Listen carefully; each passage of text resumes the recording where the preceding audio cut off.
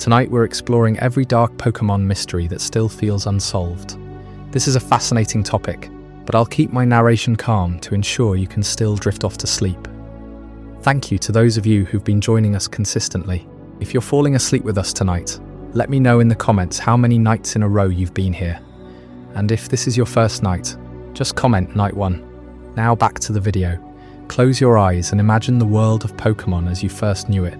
It was a place of vibrant colours, of boundless adventure, and the enduring bond between a trainer and their companion. We were told that this was a world of harmony, where the greatest danger was a rival's challenge or a stray lightning bolt from a wild Pikachu. But as we grew older and peered closer at the fine print of the Pokédex, a different world began to emerge from the shadows. Beneath the bright surface of the Kanto meadows and the tropical shores of Alola lies a tapestry woven with threads of tragedy, existential horror, and ancient, unanswered questions. We are told that Pokémon never truly die, that they only faint, yet the landscape is dotted with graves. We are told they are our friends, yet the lore speaks of creatures that lure children into the woods, never to be seen again. Think about the silence of the Pokémon Tower in Lavender Town. We all remember the haunting music, the restless spirits, and the white hand on our shoulder. But beyond the simple jump scares of our childhood, there is a profound, lingering darkness that the games never fully explain. Why is the spirit of a Mother Marowak unable to find peace? What truly happened in the fire that leveled the brass tower in Ecruteak City? And who were the 3 nameless creatures that perished in the flames before being resurrected into legends? The more we look, the more we realize that the Pokémon world is not just a playground, but a graveyard of secrets. There are entities walking among us that wear the literal faces of the humans they used to be, and dolls that have been brought to life by the sheer force of their own abandonment and hatred. The stakes of these mysteries go far beyond simple trivia. They challenge our understanding of what a Pokémon actually is. Are they biological animals, or are they something more metaphysical? When a Yamask gazes at the gold mask it carries and begins to cry, it isn't just a game mechanic, it is a window into a cycle of reincarnation and loss that is never addressed by professors who study them. We are talking about a universe where a balloon-shaped creature might be a gateway to the afterlife, and where a beautiful woman on a snowy mountain might actually be the vengeful spirit of someone who froze to death, now looking to freeze others to decorate her icy home. These aren't just ghost stories told around a campfire, they are the documented reality of the world every trainer inhabits. Tonight, we are going to dwell in that darkness. We are going to step away from the bright lights of the Pokémon League and the glory of the championship to look at the things that go bump in the tall grass. We will ask the questions that the games leave hanging in the air. We will look at the fused skulls, the missing children, the cursed items, and the phantoms that haunt the code of the games themselves. Why does a hex-maniac ghost appear in a Lumiose city elevator only to tell us we aren't the one? What is truly inside the GS Ball that was meant to be forgotten? And how deep does the connection between the orphan Cubone and the motherly Kangaskhan really go? The mystery is the point. In a world where we are taught to catch them all and catalogue every detail, it is the things we cannot catalogue that stay with us the longest. The gaps in the lore are where our imagination takes root, filling in the silence with something far more terrifying than any hyper beam. As we begin this journey through the archives of the unexplained, let the familiar sounds of the Pokémon world fade away. Let the comfort of the Pokéball give way to the cold realization that we are sharing this world with things we don't truly understand. We are going back to the beginning, to the tragedies that started it all, and the mysteries that, even decades later, refuse to stay buried. Prepare yourself for a deep dive into the shadows of a world you thought you knew. The first step into Lavender Town is a step into silence, not the quiet of a forest or the hush of a mountain peak. This silence is different. It presses against the ears. The grass here grows a little darker, the sky is perpetually grey, and the music that plays when you enter is not a cheerful welcome. It is a dirge, a melody that seems to hum from the ground itself, as if the town itself is breathing with something ancient and sad. You come here because the map says it is the route to victory, but the game does not warn you that this is a place where the rules of the Pokémon world begin to crack. In every town before, when a Pokémon falls in battle, the screen flashes with the words, "fainted." It is a gentle euphemism, a safety net. You are told that they are simply knocked out. Not dead, you revive them at the Pokémon Center with a machine that hums and clicks. and they are whole again. It is a world where death does not exist, or so they want you to believe. But Lavender Town is where that fiction unravels. You see the Pokémon Tower rising against the grey sky. It is a tall, narrow structure, layered like a pagoda, but there is nothing sacred about it. The entrance is a mouth. And when you step inside, the game's silence becomes literal. The music stops. The cheerful chiptune of the overworld is replaced by a low, droning hum, as if the tower itself is sighing. The floors are dim, and the only sound is the shuffling of your own footsteps, and the faint echo of a cry you cannot place. This is where the game forces you to confront the thing it never mentions: death. The Pokémon that you find here are not wild. They are ghosts, translucent, untouchable. You cannot catch them, cannot fight them. They simply appear and vanish, leaving behind only a feeling of dread. The concept of fainting is no longer enough. Something has died here, and the game is showing you the residue. Yet the most unsettling part is not the ghosts themselves. It is the music that plays when you ascend to the higher floors. The Lavender Town theme is infamous now, but in the original games, its effect was immediate and physical. The melody was composed in a high-frequency tone, a B-flat that vibrated just above the range of normal hearing for many adults, but perfectly clear for children. For early players, especially those who played alone at night, that sound felt less like music and more like a warning. Some listeners reported headaches, others a deep, inexplicable sadness. The urban legend that the theme caused suicides or seizures is false, but the feeling it created was real. It was the sound of grief made digital, a single note repeated over and over as if the tower itself was crying out. That unresolved tone mirrors the unresolved mystery at the tower's heart. On the 5th floor, you encounter a ghost that does not flee. It stands in the middle of the path, translucent and trembling. You cannot pass, you cannot fight. The game forces you to retreat. Later, after obtaining the Sylph Scope from Team Rocket's hideout, you return and see the ghost for what it truly is, a Marowak. But not just any Marowak. This is a Marowak that was killed. Its body is gone, but its spirit remains, bound to the tower by unfinished business. This is the first explicit confirmation in the entire franchise that a Pokémon has a soul. And not just any soul, a soul that can suffer, linger, and seek vengeance. The game's narrative whispers that Team Rocket killed this Marowak. Why? Because it was trying to protect its child, a Cubone. The same Cubone that, if you follow the path of the story, you will eventually find wandering alone outside the tower. The mother died to save her baby, and now her ghost cannot rest. But the game never tells you what happened to the body. It never tells you where the Cubone went. It only leaves you with that ghost, that undying rage, and the silence that follows after you defeat it. When you finally battle the Marowak, it vanishes, and the tower's music continues as if nothing happened. The ghost is gone, but the question remains. Where do Pokémon go when they die? It is a question the games will never answer directly. They will only give you fragments, a skull, a mask, a doll that hates. In the next chapter, we will look at the skull that Cubone wears, and what happens to a child that cannot let go of a mother's face. From the silence of Lavender Town, we now step into something far more intimate, something that wears its grief on its face. The ghost that roams the tower is not the only reminder of death in this world. There is a creature that carries its loss with it, every moment of every day, a walking monument to a mother who will never return.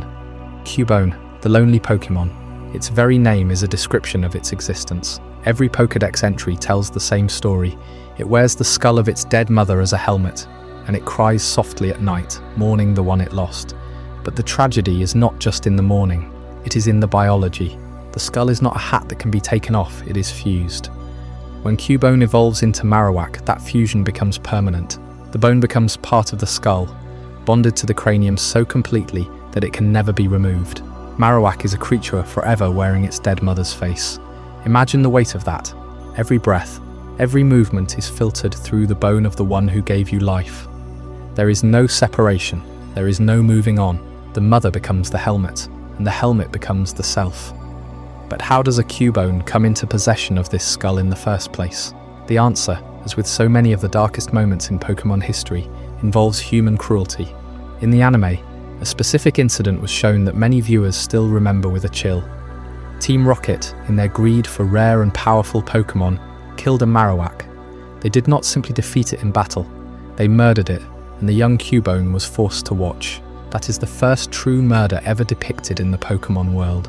Not a feint, not a knockout, a deliberate, acknowledged killing. The child stood there, helpless as its mother was taken away by people who saw her only as a trophy. That moment of cruelty is what gave Cubone its skull. It is a relic of violence, a helmet forged from human greed. This incident raises a haunting paradox. In the games, Cubone is classified as a Pokémon that can breed. It is in the monster and ground egg groups, and when you breed two Cubone, or a Cubone with a compatible partner, the offspring is a Cubone, a newborn Cubone, and that newborn Cubone is already wearing a skull.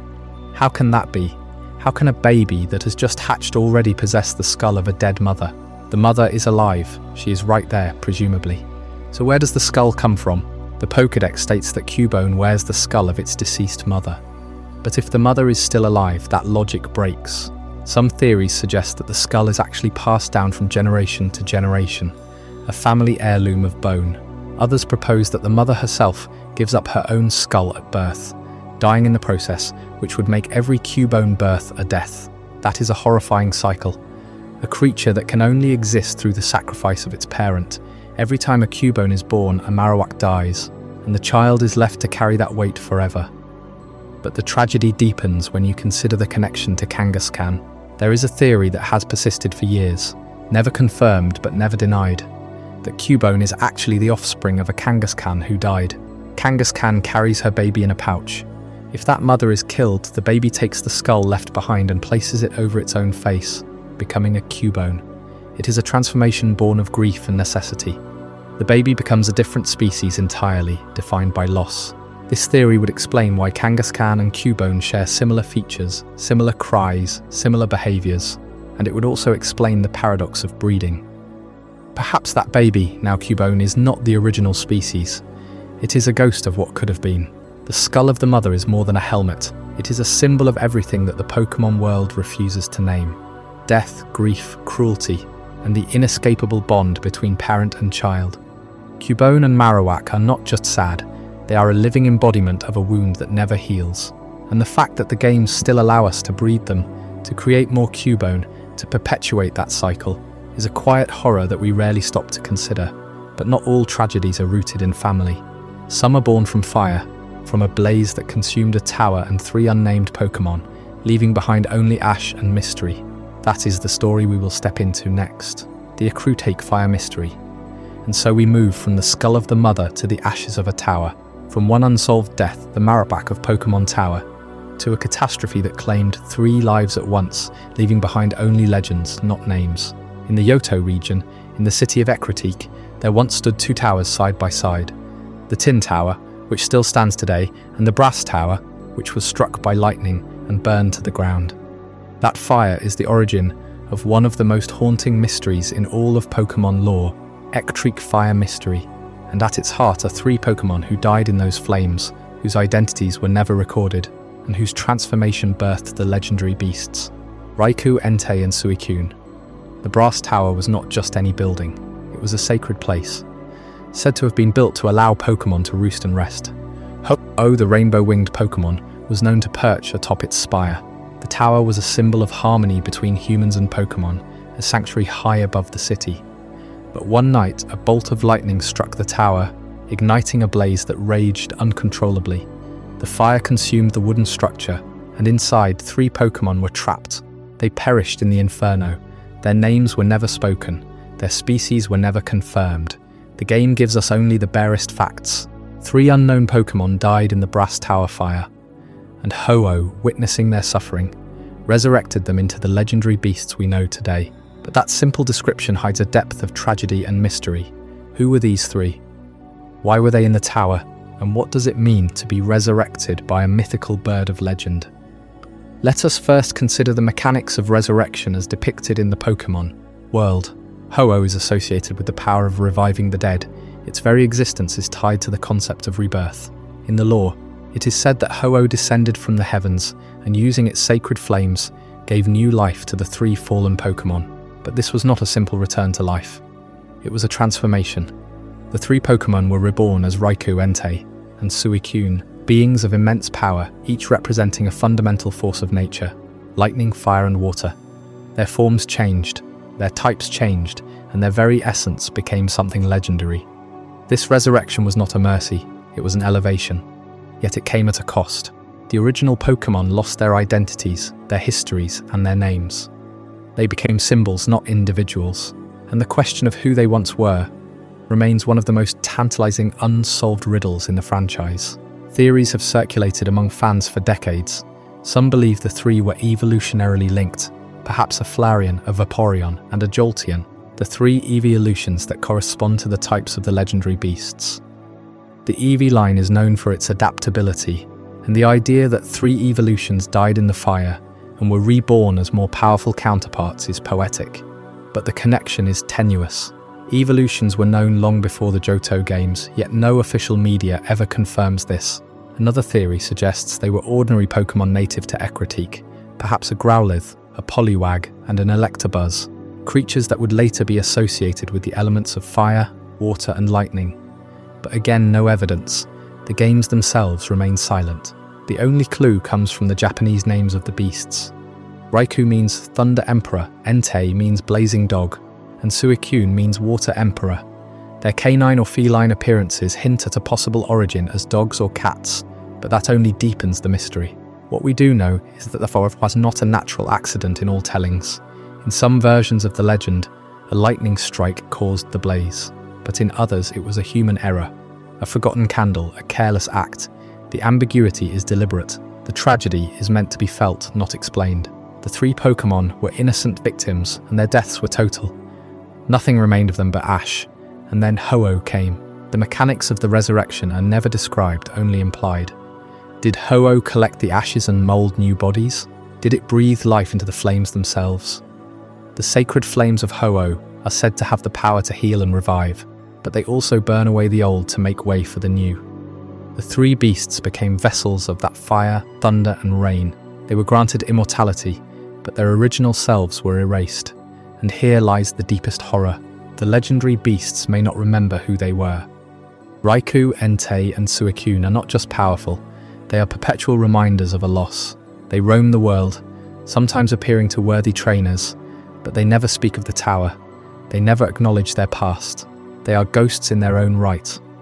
Walking, breathing spirits of a tragedy that happened centuries ago. The Ecruteak fire mystery is not just about the fire itself, it is about the silence that followed. No names were recorded, no monuments were built. The only memorial is the three beasts themselves, and they cannot tell us their story. This is the template for so many unsolved mysteries in Pokémon. The games give us the event, but withhold the details. We are left to fill in the gaps with our own imaginations, and our imaginations tend to drift toward the dark. What would it feel like to be reborn as a legend, to lose your identity and become a symbol? And what if the fire was not an accident? What if someone or something caused it intentionally? The theory of arson lingers, though never confirmed. The brass tower was rebuilt as the burned tower, a ruin forever scarred by the fire, and players can visit it, walk among the charred beams, and feel the weight of that night. But the identities of the three Pokémon remain locked away, buried under centuries of ash. As we prepare to explore another mystery, one involving a mask that was once a human face, remember that the Ecruteak fire is a story of loss that became transformation. But not all transformations are healing. Sometimes they are just another way of forgetting. The fire that consumed the brass tower claimed 3 lives. Ho-Oh resurrected them into the legendary beasts, but the tower itself was left as a charred monument to loss. In the ashes, something else lingered. Not the spirits of those 3, but something quieter, more intimate. A ghost that doesn't haunt a place but haunts itself. In the Unova region, there is a Pokémon that wanders ancient ruins and forgotten roads, carrying a mask on its back. At first glance, it looks like a small, shuffling creature, its body wrapped in shadow. But the mask is unmistakable. It is a human face. Not a carving, not a replica, but an actual face, frozen in an expression of sorrow. And here is the horrifying truth that the games never shout at you. Every single Yamask that exists was once a living person. The Pokédex states it plainly, but the weight of that statement takes time to settle. It carries a mask that was its face when it was human. Not a mask it found, not a mask it made, its own face. The face it wore when it breathed, when it loved, when it dreamed. So what happened to that person? How did they become this? The games never tell us the full story. We only know the result. A consciousness that once walked as a human now reduced to a wandering ghost, clutching the physical evidence of its former life. And if you look at the mask, it starts to cry. It weeps not because it is sad in the way we understand sadness. It weeps because the memories of its past life are still there, just out of reach. It sees the face it once had, and it remembers laughter, sunlight, the touch of another hand. But it cannot return. The mask is a mirror, and the reflection is a stranger. That is the emotional weight of the object. It is not a trophy. It is a wound that will never heal. What is lost in the transition from human consciousness to Pokémon spirit? Everything we define as self. Identity, relationships, the ability to communicate in words, the sensation of being alive. Yet, fragments remain. The ghost remembers. It knows it was something else. And that knowledge is its curse. It wanders not because it wants to, but because it is trapped between worlds, unable to let go of the face that no longer belongs to it. There is a theory among lore hunters that Yamask may represent a failed reincarnation. In many cultures, the soul passes on after death, but here it is stuck, tethered to an object that once was part of its body. Perhaps this is a punishment for unfinished business. Or perhaps it is simply what happens when a human dies in proximity to strong ghost-type energy. The Pokémon world has rules we don't fully understand, but the implication is clear. Death is not the end, it is only a doorway, and sometimes the person on the other side is still holding their own face, weeping. This story becomes even more unsettling when we consider the evolutionary line. Yamask evolves into Kofagrigus, a massive psych Pokémon. In that evolution it sheds the human mask, not because it is healed, but because it is replaced by a different kind of mask. The golden coffin of an ancient pharaoh. The ghost abandons its humanity to become a keeper of tombs, a creature that traps those who touch its golden body. It stops crying, it forgets, and maybe that is the saddest part. The loss of memory is a second death, but the mask remains somewhere. In the lore of Generation 5, there is a hint that if you trade a Yamask that has seen its reflection in a certain mirror, it might remember more. These details are obscure, buried in side quests and fan theories. The mystery is never solved. We are left with the image of a small ghost, holding its own face, crying under the moonlight, and in that crying we hear the echo of every soul that has ever been lost. The tower fire, the skull of the mother, the mask of the human. They are all the same story, told in different ways. The dead do not rest easily in this world, but there are other ghosts that do not carry their own faces. Some carry the faces of others, and some wear the snow itself like a shroud. In the peaks of Sinnoh, a woman's spirit still roams, freezing travelers who cross her path. That is a story we will explore next, in the chapter called The Yuki-onna of the Peaks. From the tragedy of a mask that remembers a human face, we turn to a different kind of ghost, one that does not carry a relic of its past, but has become the landscape itself. In the frozen peaks of Sinnoh, where blizzards erase the line between sky and earth, there is a spirit that was once a woman. She is known in Japanese folklore as the Yuki-onna, the Snow Woman, a figure of exquisite beauty and absolute cold. Pokémon lore names her Frotzlas. The story begins, as so many ghost stories do, with a death. A woman perished on a mountain, lost in a snowstorm, her body claimed by the ice, but she did not simply fade. The mountain held her, and she became something else. Her consciousness, frozen at the moment of mortal terror, began to seep into the very crystals of frost and snow. She is no longer human, but she remembers what it was to be human, and she remembers the betrayal. There is something deeply unsettling about how Frostless hunts. It does not kill indiscriminately. The Pokédex entries, those fragments of official lore, tell us that she freezes her prey. But not all prey. She is drawn to travelers she deems attractive, luring them deeper into the storm with a voice that sounds like a lost lover calling. Once they are close enough, she exhales a breath colder than the void, and they become statues of ice. Then she arranges them in her mountain den. Like porcelain dolls in a collection, she decorates her home with frozen victims. The act is not just survival, it is curation, and here is where the unsolved horror deepens. The folklore of the Yuki-onna is explicit.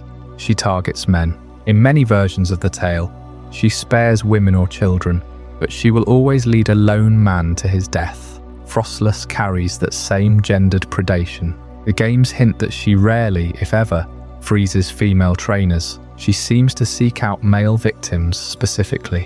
Why? Because the woman she was may have died at the hands of a man.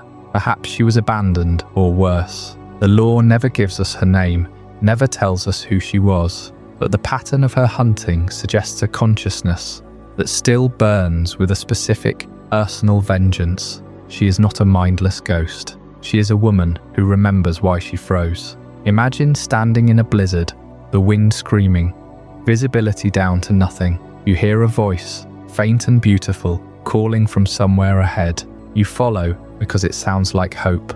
But when you reach the source, there is no one there, a glint of ice in the shape of a face, and the last thing you feel is your own breath turning to crystals in your lungs. And then you become part of her gallery, another ornament in a hall of frozen admirers. The tragedy of Frostless is twofold. First, the woman herself, lost, alone, transformed into a predator against her will. Second, the endless cycle of victims who never understand what they are walking into. There is no resolution for her. She will continue to lure, freeze, and decorate until the mountain itself melts, and we will never know her name. But there is another ghost whose story is even more personal, whose vengeance is not aimed at strangers, but at a single person, the one who threw it away. That is the tale we turn to next. A doll discarded by a child, a spark of hatred given form, a creature that will not rest until it has faced the hands that abandoned it. That is the story of the doll's revenge. From the frozen peaks of Mount Lanakila, we now descend into something far more intimate. Something that hides, not in a snowstorm, but in the quiet corners of a child's bedroom. The Yuki-onna of the mountain takes lives and freezes them into trophies. But her vengeance is born of a specific tragedy, a woman lost to the ice. The creature we are about to meet nurses a grudge that is both older and closer to home, because its enemy is not a stranger or a mountain, but a single person it once loved, and that person is still alive. There is a doll. Not just any doll. A marionette with jointed limbs and a cloth body.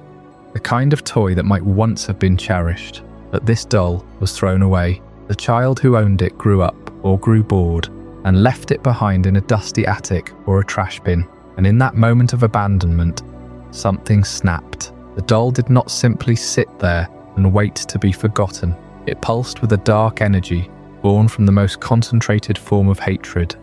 Hatred for the discarded thing that knows it was once loved and then rejected. That energy animated the doll, gave it a will of its own, and turned it into a Pokémon. That Pokémon is Banette. The story of Banette begins with the very first act of neglect. A child picks up a toy, plays with it, sleeps with it, then discards it. The toy feels that rejection as a wound deeper than any physical break. And because it was an object, not a living creature, it did not simply feel sad.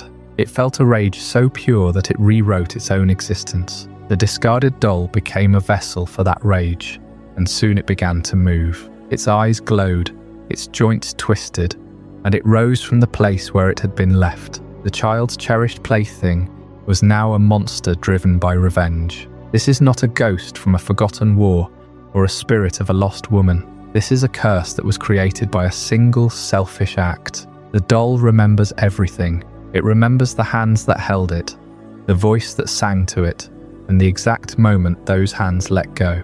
And now it wants to find that child and make them feel the same pain. The search for its original owner is the only thing that drives Banette forward. It wanders through cities, through forests, through abandoned buildings, always looking, always remembering. It does not rest until it finds the one who abandoned it. And when it does, the revenge will be absolute. But Banette carries a curious feature, one that hints at the terrible power locked inside its fabric body. Look closely at its mouth. There is a zipper that runs from one corner of its mouth to the other, sealed tight. Why would a possessed doll need a zipper on its mouth? The answer is chilling. That zipper keeps its dark energy from escaping. The hatred inside Banette is so immense, so volatile, that if the zipper were ever pulled open, the energy would flood out in an uncontrollable wave. It would destroy everything in its path, perhaps even Banette itself. So the doll keeps its mouth stitched shut, but the pressure is always building. Every time Banette remembers the child who threw it away, the zipper trembles and the seams begin to strain.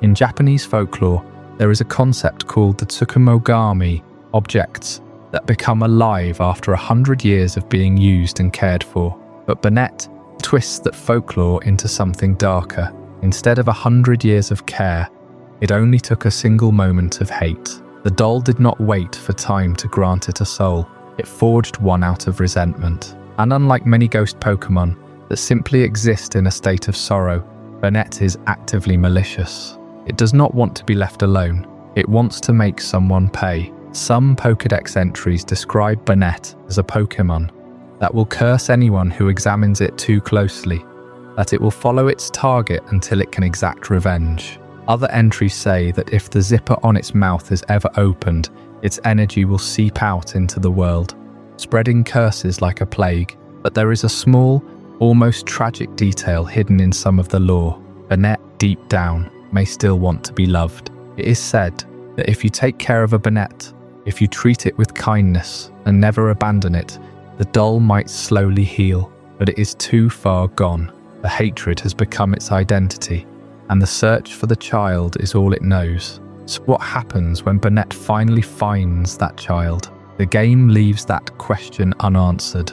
The child, now an adult, perhaps living a normal life, might be confronted by a doll they barely remember. The moment of recognition would be instant, and then the zipper would start to pull itself open. The revenge would be exacted not as a quick death, but as a slow creeping horror, the same slow horror the doll felt as it sat alone in the dark for years. From the Snow Woman to the abandoned doll, we have seen how grief and loss can twist something innocent into a monster, but the next creature we encounter takes that idea and turns it into a lullaby. It floats through the sky, innocent and bright, but it has a habit of taking children by the hand and leading them somewhere they never return from. The mystery of the Drifloon Disappearances is one of the most unsettling stories in all of Pokémon lore, and it is waiting for us next. The doll's story ended with a question that still haunts us.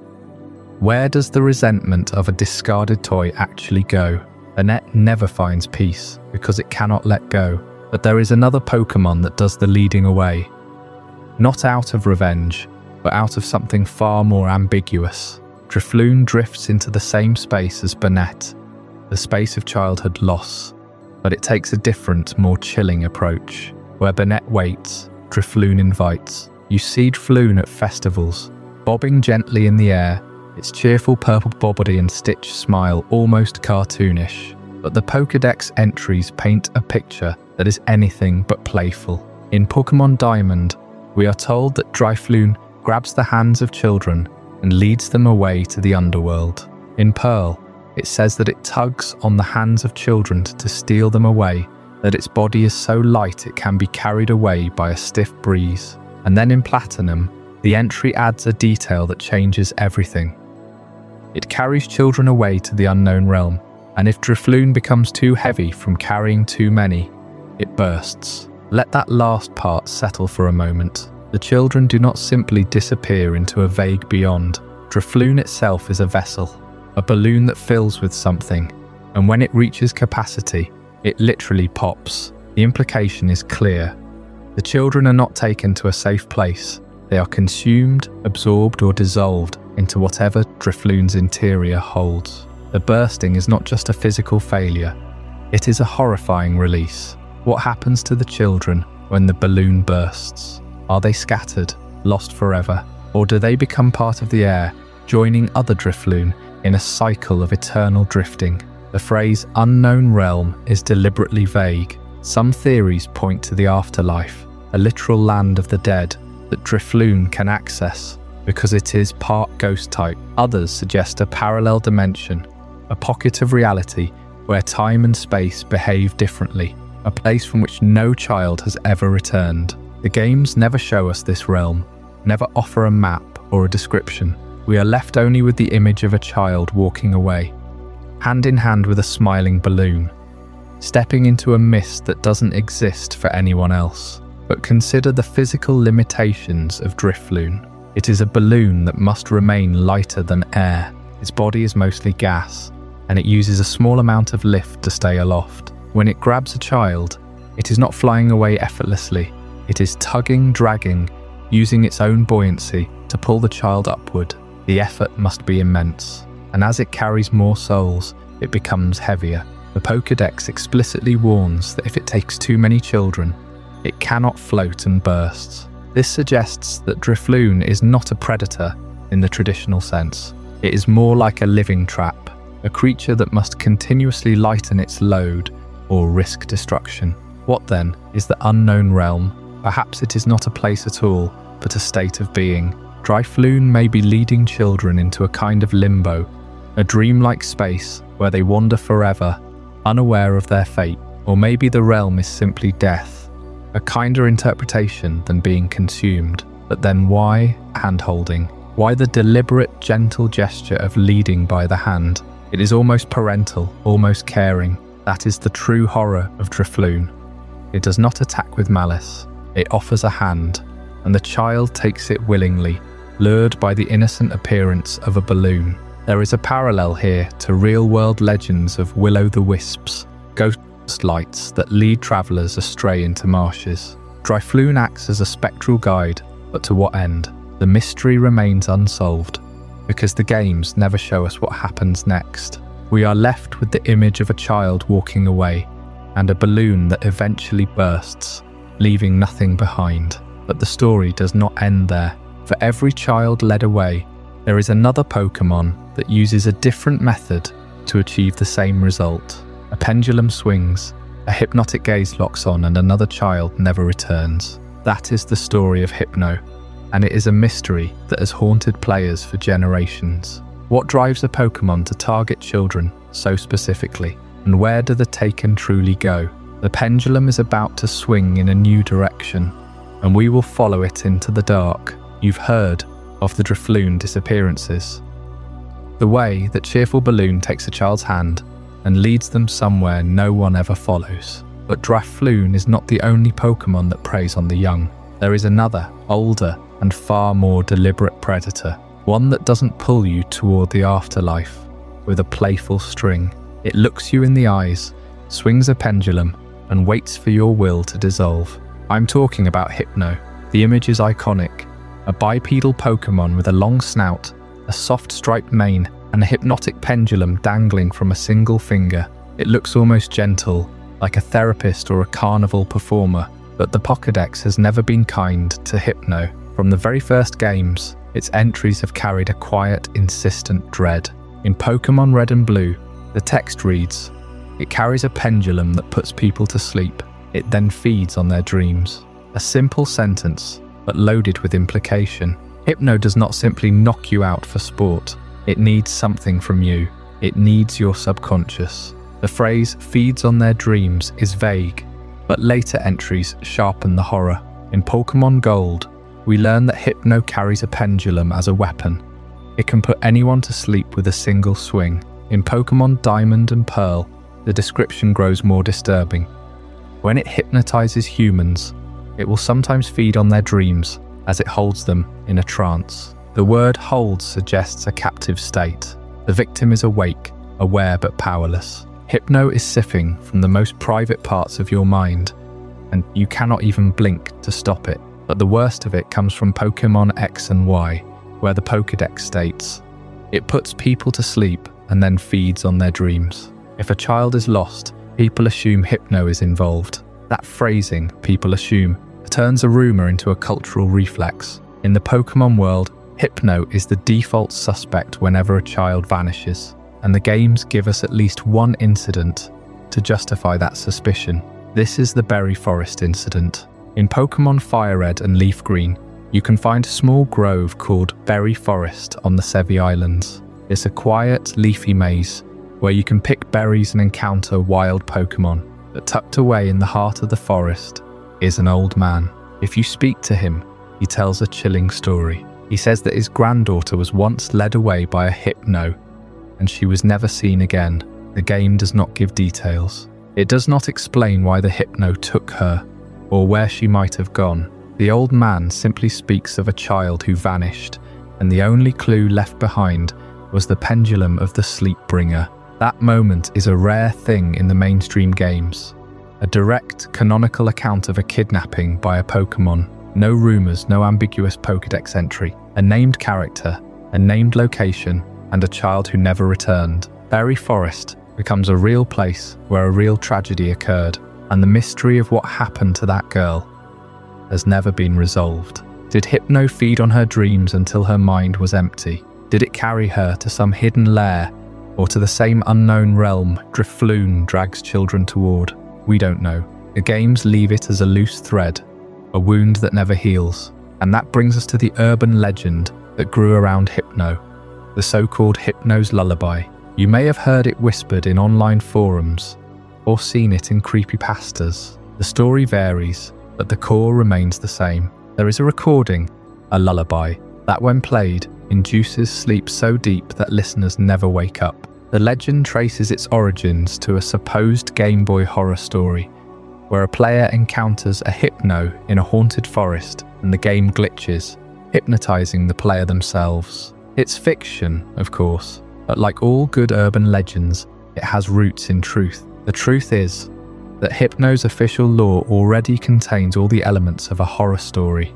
A predator that needs human dreams to survive, a pendulum that can override your consciousness, and a trail of missing children that the games themselves refuse to explain. The urban legend simply amplifies what is already there. It makes the predator feel closer, more personal. A lullaby you might hear on the radio, or a hypnosis video on a late-night feed. The line between fantasy and reality blurs, and there is a deeper, more unsettling implication. If Hypno feeds on dreams, what happens to the dreams it consumes? Dreams are not just random neural firings. They are the stories we tell ourselves, the memories we process, the fears we bury. Hypno is eating your subconscious. Every night it feeds, you lose a little piece of yourself. In some interpretations, the child is not taken to a physical place, but into a permanent dream state, a living nightmare where Hypno can harvest forever. That is the true horror of this Pokémon. It doesn't just take your body, it takes your mind one dream at a time. The Berry Forest incident is a reminder that these are not just abstract fears. In the game world, it happened. A child walked into the woods and never came out, and Hypno, the sleepy-eyed hypnotist, was the only witness. So the next time you see a Hypno in the tall grass, remember what it carries. That pendulum isn't a toy. It is a key that opens the door to your deepest, most vulnerable self. And once that door is open, there is no guarantee you will ever close it again. As unsettling as Hypno is, it is far from the only ghost that haunts the human world. In the shadows of Lumiose City, another spirit waits. A hex maniac who died under circumstances no one dares to explain. But that story belongs to another night. The urban legends surrounding Hypno leave us with a lingering unease. But there is another ghost story, hidden in the streets of Kalos, that is far more intimate and unsolved. This one does not involve a pendulum or a missing child, but a single nameless woman who haunts a nondescript building in the heart of Lumiose City. And the message she leaves behind is not a warning, but a quiet confession of disappointment. To understand this ghost, we must begin with a frame-by-frame analysis of the encounter itself. In Pokémon X and Y, Lumiose City is a sprawling metropolis, a hub of fashion, technology, and mystery. Among its many buildings, there is one on the second floor of a two-story structure near the Northern Boulevard. You can reach it by navigating the city's rotating elevators, those peculiar vertical pathways that twist and spin as you move between floors. The building itself is unremarkable, but the moment you step into that room, the game's atmosphere shifts. There she stands, a character model you recognize immediately, the Hex Maniac. Her long, unkempt hair falls over her face, her arms crossed tightly against her chest. She is not moving like a typical NPC. She is static, almost spectral. And when you approach her, she speaks a single line of dialogue. No, you're not the one. That is it. No explanation, no context. She vanishes from the game permanently after that encounter. Or at least, she cannot be interacted with again. But the chilling weight of those 4 words lingers. No, you're not the one. It implies that she was waiting for someone. someone specific. And you, the player, are not that person.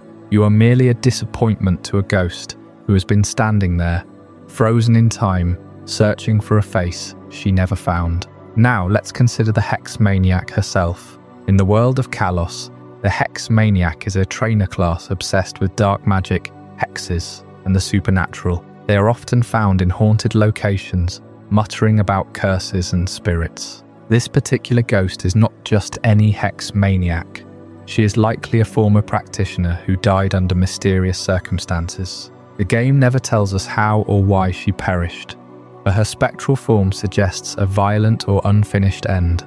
Perhaps she was a victim of her own craft. Perhaps she was killed by the very person she was waiting for. This brings us to the connection between the ghost and the elevator mechanics of Kalos. In Lumiose City, the elevators are not just transportation. They are part of the city's hidden puzzle system. Certain buildings only become accessible after you have taken specific elevator routes, often requiring you to rotate platforms to reach secret areas. The Ghost's building is one such location. It is not easily stumbled upon. You have to know the correct path. This design choice suggests that the ghost is intentionally hidden, waiting for someone who knows the way. Could the elevator system be tied to her death? Perhaps she died while operating one of the city's rotating platforms.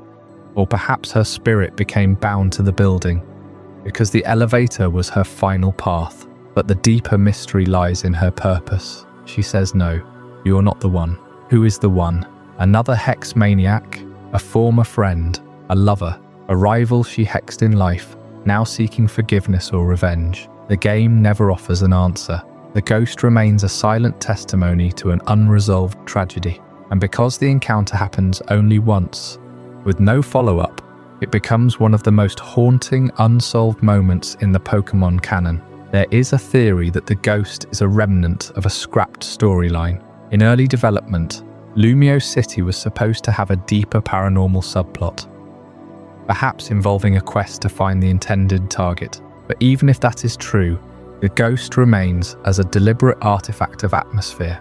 Game Freak chose to include her, knowing that players would never understand her story. They wanted us to feel the weight of a mystery left unsolved.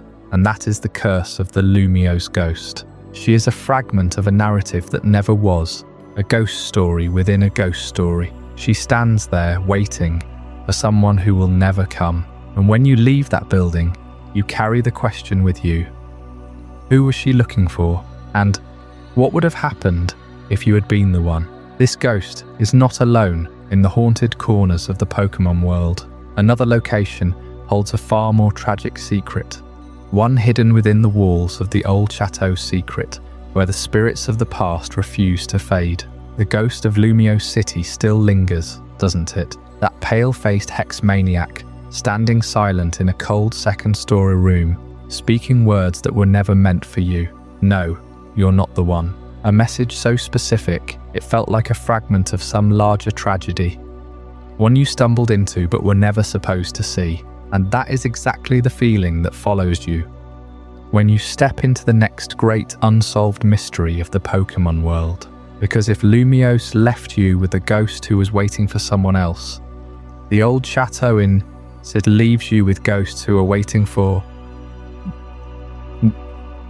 anyone who can uncover what happened inside those rotten walls. The old Chateau sits deep in Eternal Forest, a place where the trees grow so thick that even midday sunlight struggles to reach the forest floor.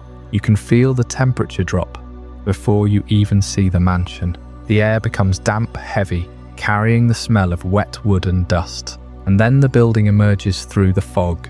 A 3-story Victorian relic, its windows shattered, its porch sagging, its front door hanging open like a mouth that has forgotten how to close. The game never forces you to go inside.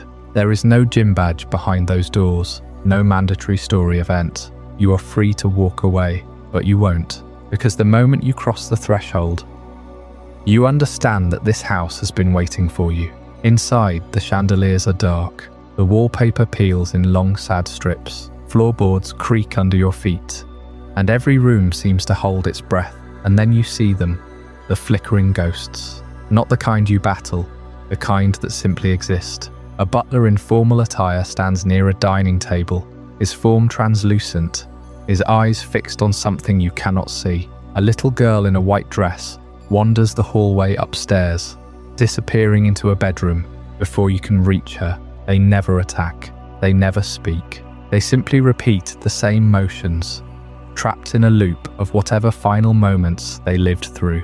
The butler walks to the table, adjusts something invisible, then fades. The little girl walks to the bedroom door, pauses, then vanishes. And if you follow her into that bedroom, you find nothing but a dusty crib and a note that reads, "The TV remote was not in its place. Someone must have moved it." A note so mundane, so ordinary, that it becomes horrifying. Because these ghosts are not here for revenge. They are here because something interrupted their routine, and they are still trying to fix it. And that is where the mystery of the poisoned meal begins. In the mansion's kitchen, you find a trash can, and inside that trash can, you find an antidote. Not a full heal, not a pecha berry, an antidote. The specific cure for poisoning. Alongside it, there is a TM for thief and a journal entry that reads, "We had to hide the antidote quickly. The implication is devastating. Someone in this house was poisoned. Someone was sick, dying, and someone else tried to help. But the help had to be hidden. Why? Because the poison was not an accident. It was a meal served deliberately. And the antidote was the evidence of a crime. The butler, the little girl, the entire household. They were not simply ghosts of a natural death. They were casualties of something deliberate." The trash can tells a story of panic, a hand reaching for a cure, a decision made in terror, a secret buried under garbage. But the old chateau holds one more ghost, and this one is different. In the far right room on the second floor, a Marowak appears.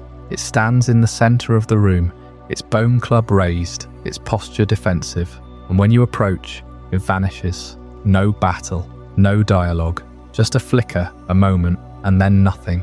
This is the ghost that has haunted players for over a decade.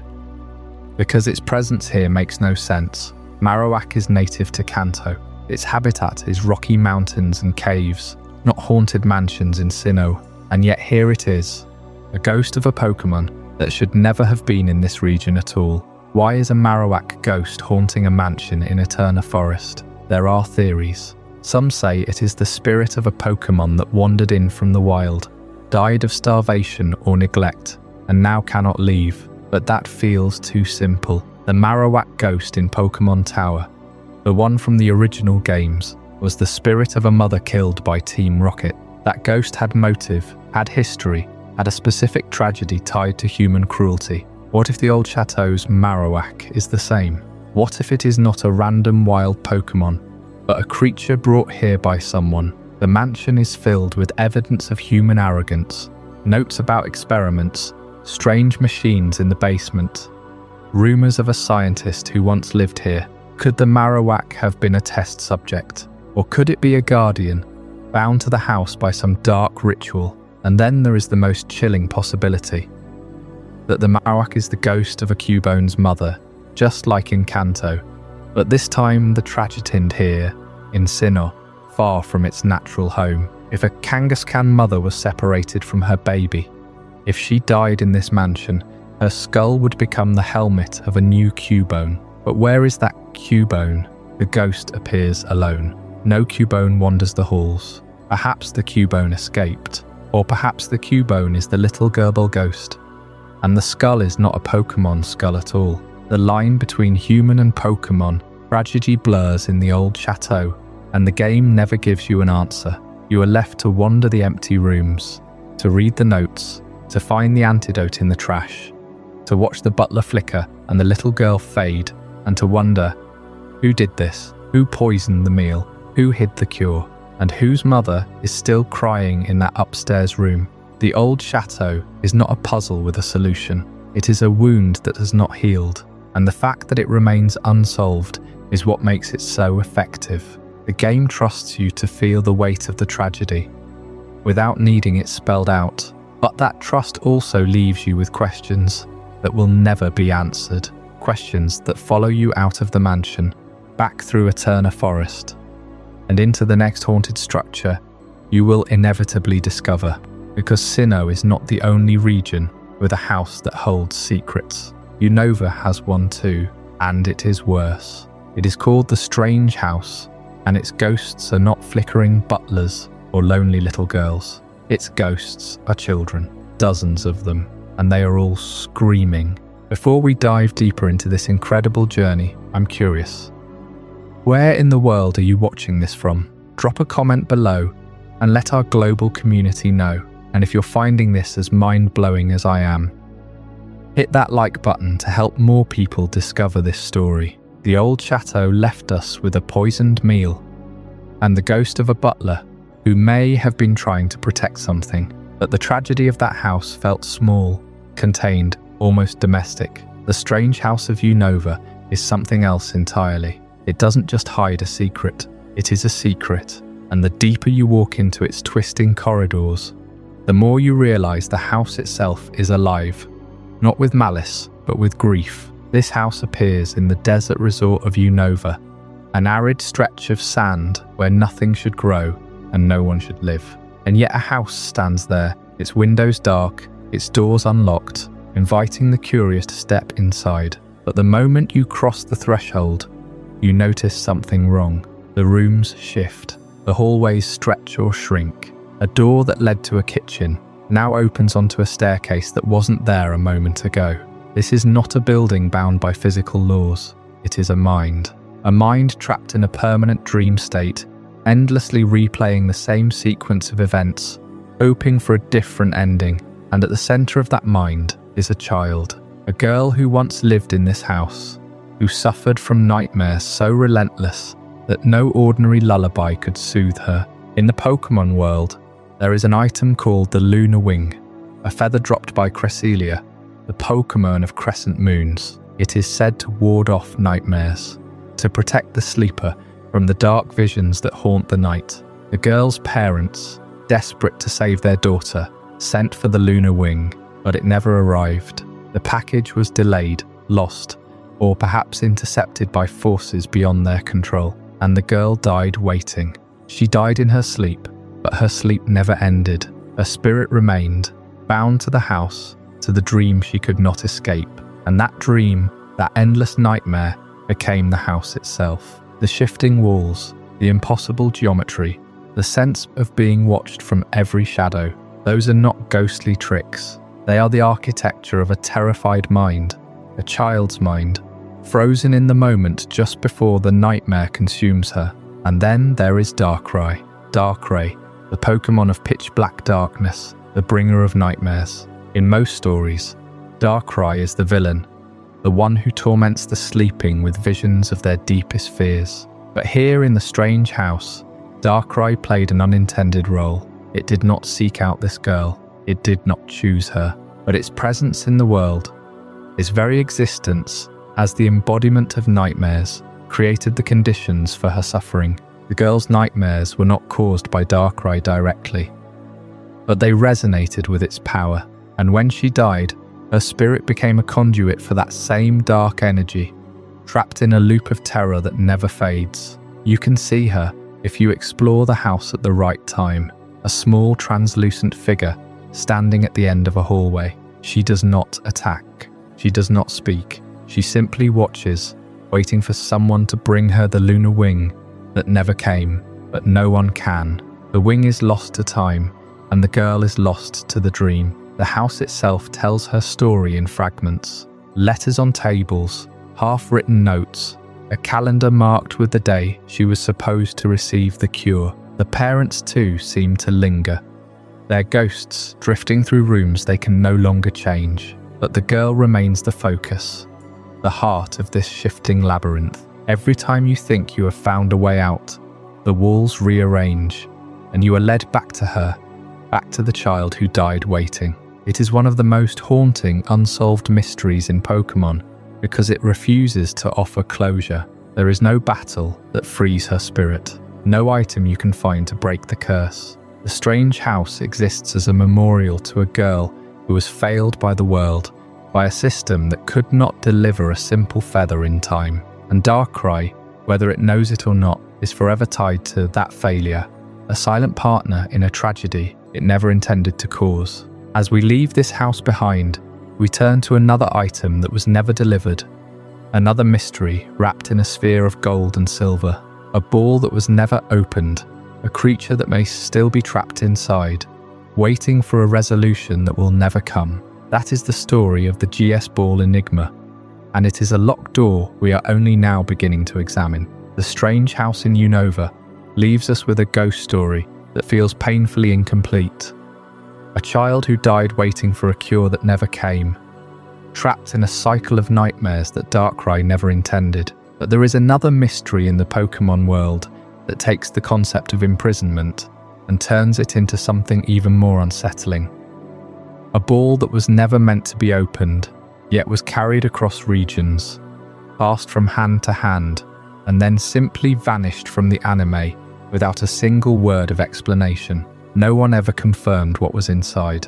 No one ever cracked its golden shell. The GS Ball is the most famous unopened item in the entire franchise, and its silence might be hiding the darkest secret of all. To understand the GS Ball, you have to go back to the Johto region, to the little town of Azalea, where a man named Kurt spends his days crafting Pokeballs from apricorns. Kurt is a master of an ancient technique, one that predates the modern industrial capture devices used by trainers everywhere.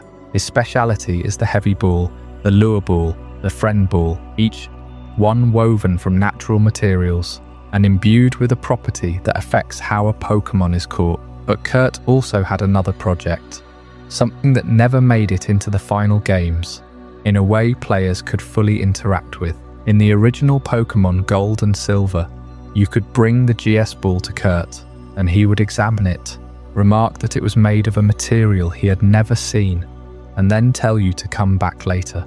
And then nothing. The ball just sat there, unopened, waiting for a trigger that never came. In the anime, the GS Ball had a longer story. It was entrusted to Ash Ketchum by Professor Oak, who said it was a mysterious artifact that needed to be delivered to Kurt in Azalea Town. Ash carried it for dozens of episodes. It was a constant presence, a question mark hovering over the journey. And when Ash finally reached Kurt, the ballsmith studied it. But then, like in the games, he said he needed time. He sent Ash away on other quests, promising to call when he had an answer. But that call never came.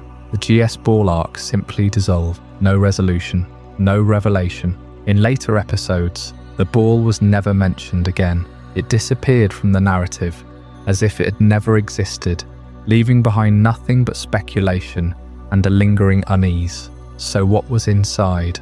The most common theory, and the one that carries the most weight, is that the GS Ball was a prison for Celebi, the mythical Pokémon of time. Celebi is known as the voice of the forest, a gentle guardian that travels through the ages, healing wounds and restoring balance. But capturing a being that can move through time is no easy task. You cannot simply throw a standard Pokeball at something that can vanish into the future.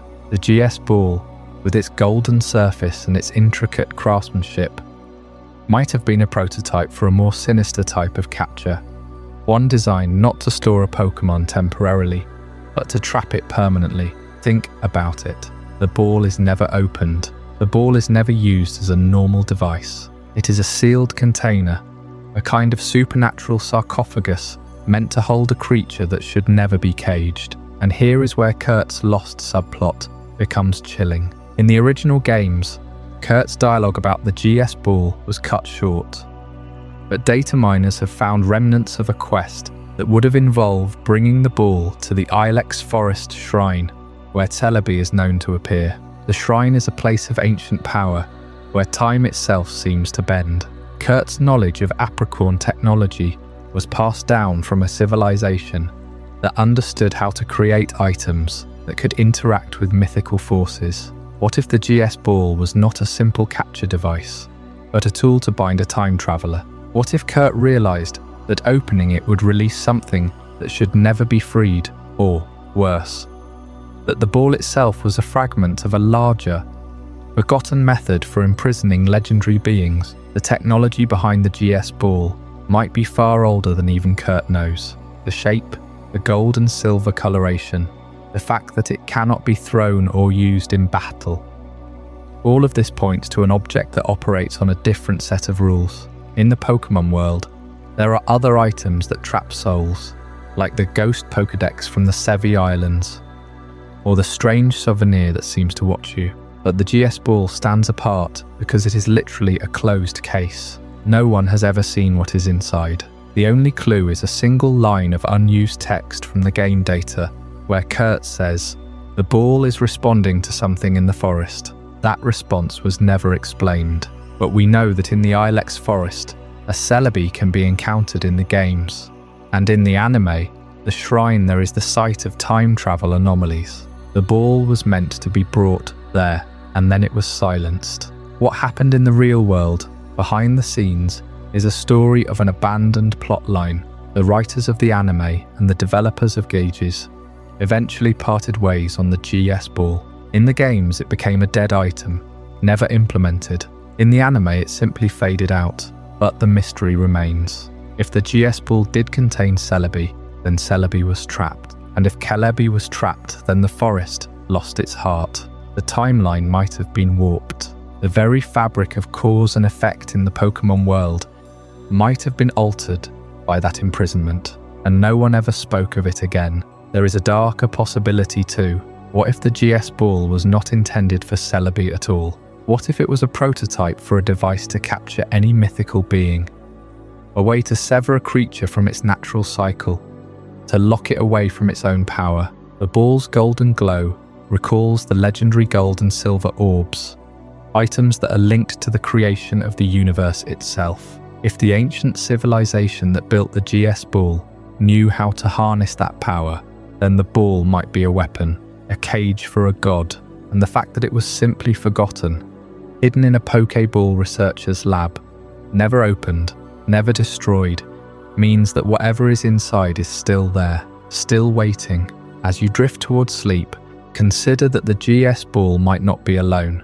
There is another mystery that connects the bonds between mother and child, life and death, and the skull that never quite comes off. The next chapter will explore a theory that ties together a mother's love, a child's grief, and a species that is actually two sides of a single tragedy. The Kangaskhan Connection is waiting, and it may change the way you see one of the most innocent-looking families in the Pokémon world. But for now, let the image of that golden ball rest in your mind, sealed, silent and full of questions that will never be answered. The GS Ball left us with an unopened mystery, a potential prison for Celebi, a mythical creature possibly trapped in time. But perhaps the most haunting unsolved connection in Pokémon lore isn't about an item at all. It's about two Pokémon that might be the same creature, separated by death. I'm talking about Kangaskhan and Cubone, a theory that has haunted the fandom for decades, and one that, when you look at the code and the sprites, reveals something far darker than a simple family resemblance. Let's start with what we know. Cubone is the orphan Pokémon. It wears the skull of its mother as a helmet, and it cries softly at night, mourning its loss. That much is canon. Marowak, its evolution, has that skull fused permanently to its cranium, a face it can never remove. The tragedy is explicit. A child carrying the remains of its parent forever. But the question that has never been answered is, who was that mother? The most popular theory, one that almost feels like a missing piece of the puzzle, is that the mother was a Kangaskhan. Think about it. Kangaskhan is a large, powerful Pokémon with a pouch. In every sprite and model, that pouch contains a baby. But here's the catch. That baby never grows up. It never leaves the pouch. It never evolves. In Generation 1, the sprite for Kangaskhan shows a small, round infant nestled inside. Compare that to the sprite for Cubone, a small, round creature wearing a skull. The proportions are almost identical. The body shapes align. If you remove the skull and put that infant into a Kangaskhan pouch, you have a matching silhouette. This isn't just fan art. It's a geometric observation that has been tested and verified by sprite analysts across the community. Now let's go deeper into the code.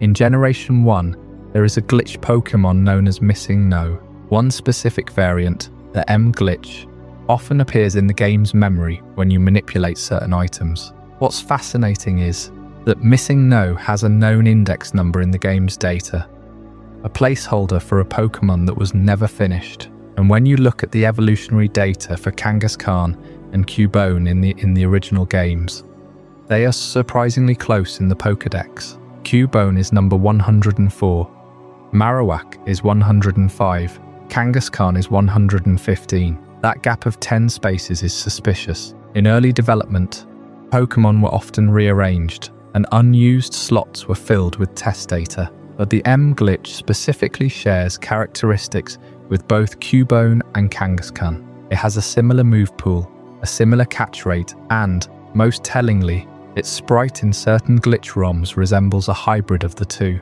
This leads to the missing link, the theory of a deleted evolutionary line. Some dataminers believe that in the original design, Cubone was meant to evolve into Kangaskhan, not Marowak. Think about it. A baby Kangaskhan, when its mother dies, takes her skull and becomes Cubone. But then what does it evolve into?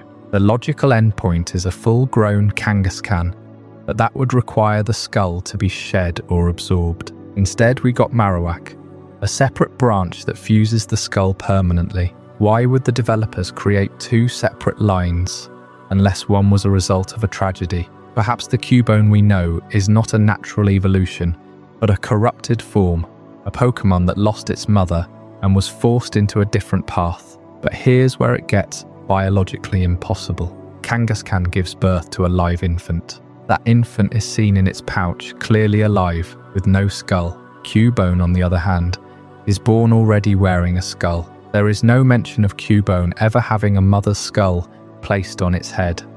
The Pokédex says it wears the skull of its mother, implying the mother died. But if the mother is a Kangaskhan, that skull would have to be a Kangaskhan skull. Yet Kangaskhan has a distinct head shape, no bony crest like the one Cubone wears. The skull on Cubone resembles a Marowak skull, not a Kangaskhan. So if Cubone wears its mother's skull, and that skull looks like a Marowak, then the mother must have been a Marowak. That loops back to the same mystery. Where did the first skull come from? The only way this works is if there was a branching evolution where a Kangaskhan could, under tragic circumstances, produce a Cubone. Perhaps the trauma of losing its mother triggers a developmental shift, causing the baby to grow the skull as a natural adaptation, and then eventually evolve into Marowak. But that still leaves Kangaskhan as a separate, seemingly unrelated Pokémon with a perpetual infant. Why does Kangaskhan's baby never grow up? Why is it forever a baby? This is the biological impossibility. A pouch that holds a child that never matures. It's as if Kangaskhan is stuck in a cycle, a mother without a child that can leave her. Some theorize that the baby in Kangaskhan's pouch is actually a ghost, a memory of a Cubone that died. That the mother Kangaskhan carries the spirit of its lost offspring, and that the Cubone we encounter is a separate, living orphan. But that's pure speculation. What we do have is a glitch that connects them. The Ma glitch is a ghost in the machine, a remnant of a design that never saw the light of day. It suggests that in an early version of Pokémon, there was a single evolutionary line that went from baby to mother, with death as the catalyst for change. And that glitch, that missing number, is the key to a story that was cut from the final game. So when you look at a Cubone, you're not just looking at an orphan. You might be looking at a Kangaskhan that never had a chance to be born into its natural form. The skull is not just a memorial, it's a cage. And the mystery of the pouch remains. Why does Kangaskhan carry a child that never ages? Perhaps the answer lies in another Pokémon that hides its true face, that wears a disguise to avoid a terrible fate. But if you think the mystery of a child wearing its mother's skull is unsettling, wait until we uncover the truth behind the Pokémon that hides its face from the world. That story is coming next. From the abandoned evolutionary line of Kangaskhan and Cubone, we now turn to a Pokémon whose very existence is built on a lie. A creature so terrified of being seen for what it truly is that it has wrapped itself in a second-hand costume, hoping to be loved. Mimikyu, the disguised Pokémon, and the mystery of what hides beneath that tattered rag is one of the few mysteries in the Pokémon world that comes with a literal warning label. Do not look. In the Alola region, where Mimikyu was first documented, the local legends are not whispered as folklore, but as genuine safety advisories. The Pokédex entries across multiple generations are unusually direct. They say that if you see Mimikyu's true form, you will be struck down by a mysterious illness, or worse, you will die of sheer shock. This isn't hyperbole. This isn't a ghost story meant to scare children into staying indoors after dark. The games are telling you, in no uncertain terms, that looking at Mimikyu's real body is lethal, and the question that never gets answered is, why? What is it about that shadowy shape that triggers such a fatal reaction in the human mind? Some researchers have proposed that Mimikyu might not be a living creature in the biological sense, but rather a corrupted spirit, a ghost that took form from an overwhelming concentration of loneliness and envy. The theory goes that a spirit, perhaps the remains of a Pokémon that died unloved, twisted itself into a dark mockery of life, and its appearance is so alien, so antithetical to what a living being should look like, that the human brain simply cannot process it without shutting down. There's a dark elegance to that idea. The very thing that makes Mimikyu dangerous is not malice, but desperation. It never wanted to hurt anyone. It just wanted to be seen, but not like that. On the other hand, there is a compelling argument from the biological camp. Mimikyu's typing is ghost and fairy, a rare combination that suggests a connection to both the dead and the magical. But fairy type, in the lore of the Pokémon world, often represents something primordial, ancient, and deeply tied to nature's hidden rules. Some believe Mimikyu may be a living creature that evolved to hide from the sun, its true form being something that naturally dwells in darkness, and that our eyes were never meant to perceive. The lethal shock then would be less a curse and more a defense mechanism, like a very aggressive form of camouflage. If you cannot survive being seen, you make sure no one who sees you lives to tell the tale. But the most heartbreaking layer of this entire mystery is not the danger, it is the motivation. Mimikyu does not hide because it fears humans. It hides because it wants to be loved. It deliberately crafted its disguise to resemble Pikachu, the most popular, most adored Pokémon in the world. It studied what joy looked like, found the face that everyone smiles at, and stitched together a crude imitation out of rags and ink. It knows that its true form is monstrous. It knows that if anyone saw what it really is, they would scream, run, or die. Yet it still reaches out. It still wants to be held. The Alolan people tell stories of Mimikyu appearing at the edges of children's bedrooms, standing silently in the dark, hoping someone will mistake it for a friendly Pikachu and invite it to play. But every time the illusion fails, the rag slips, the shadow beneath flickers, and the child screams. And Mimikyu retreats, more lonely than before, trying again somewhere else, with a slightly different stitch in its costume, as if maybe this time the disguise will hold longer. There is a side quest in Pokémon Sun and Moon that captures this tragedy perfectly. You can take a photograph of Mimikyu for a character who is trying to capture the essence of Alola's ghost stories. If you succeed, Mimikyu does not vanish in a puff of smoke or attack you. Instead, it just stands there, looking at you through the eye holes of its mask. And when you review the photograph later, the ghost is gone from the image, as if it never wanted to be remembered as it is. So what is Mimikyu? A ghost of something that never was? A biological oddity that nature made too terrible to behold? Or is it simply a lost soul, wearing a face that is not its own, hoping against hope that someday someone will look past the costume and see the lonely creature underneath, and not die from the sight? The answer is never given, and maybe that is the point, because some mysteries are not meant to be solved, they are meant to be felt. And that feeling of being unseen, of hiding your true self for fear of rejection, is something that echoes beyond the screen. It is the same ache that drives a different creature altogether one that does not wear a costume but a parasite. In our next chapter, we will explore the horror of Parasect, a Pokémon whose body is no longer its own, where the mind of the host has been completely consumed by the mushroom on its back, a story of identity loss so complete that the Pokémon itself barely a memory. That is the mystery of the Parasect Parasite.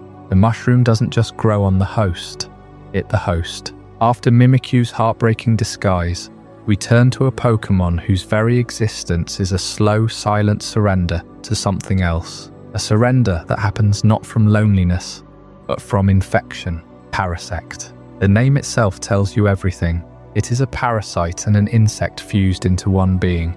But the parasite isn't the bug. Look at its Pokédex entries from across the generations, each one more chilling than the last. The mushroom on its back, that massive toadstool-like growth with the red cap and white spots, is not a symbiotic partner. It is the true organism. The insect, the original Paras, is merely a vessel, a mobile platform for the fungus to spread its spores. When Paras evolves into Parasect, it undergoes a transformation that is not evolution in the hopeful sense. It is a takeover. The mushroom's mycelium has fully infiltrated the nervous system. It has threaded through the brain, wrapped around the spinal cord, and taken command of every motor function. The insect is no longer driving, it is being driven. The Pokédex from Pokémon Shield states bluntly, the mushroom has taken over the host's mind. It is no longer in control of its own body. This is the zombie state, not a metaphor, not a comparison, a literal biological zombie. The insect's consciousness is still present, somewhere deep inside, trapped. It can feel the mushroom moving its limbs, directing it towards sunlight, forcing it to dig for nutrients. It can experience the terror of being a passenger in its own flesh, but it cannot resist. The fungus has silenced its will, and the horror deepens when you consider what happens when the host body finally expires. The mushroom is not done. It doesn't die with the bug. It lives on, feeding on the corpse, using it as fertilizer to grow larger and release more spores into the air. Those spores will infect other Paras, other bugs, perhaps even other Pokémon. We aren't sure. The Pokédex hints that the mushroom is the immortal part. The insect is disposable. When the shell decays, the mushroom simply moves on, or it waits, attached to the skeletal remains, until a new victim wanders close enough to breathe in the dust. This is control without consent. A body that walks and fights and feeds, but whose soul has been locked away in a cell of neural tissue, screaming into a void that no one can hear.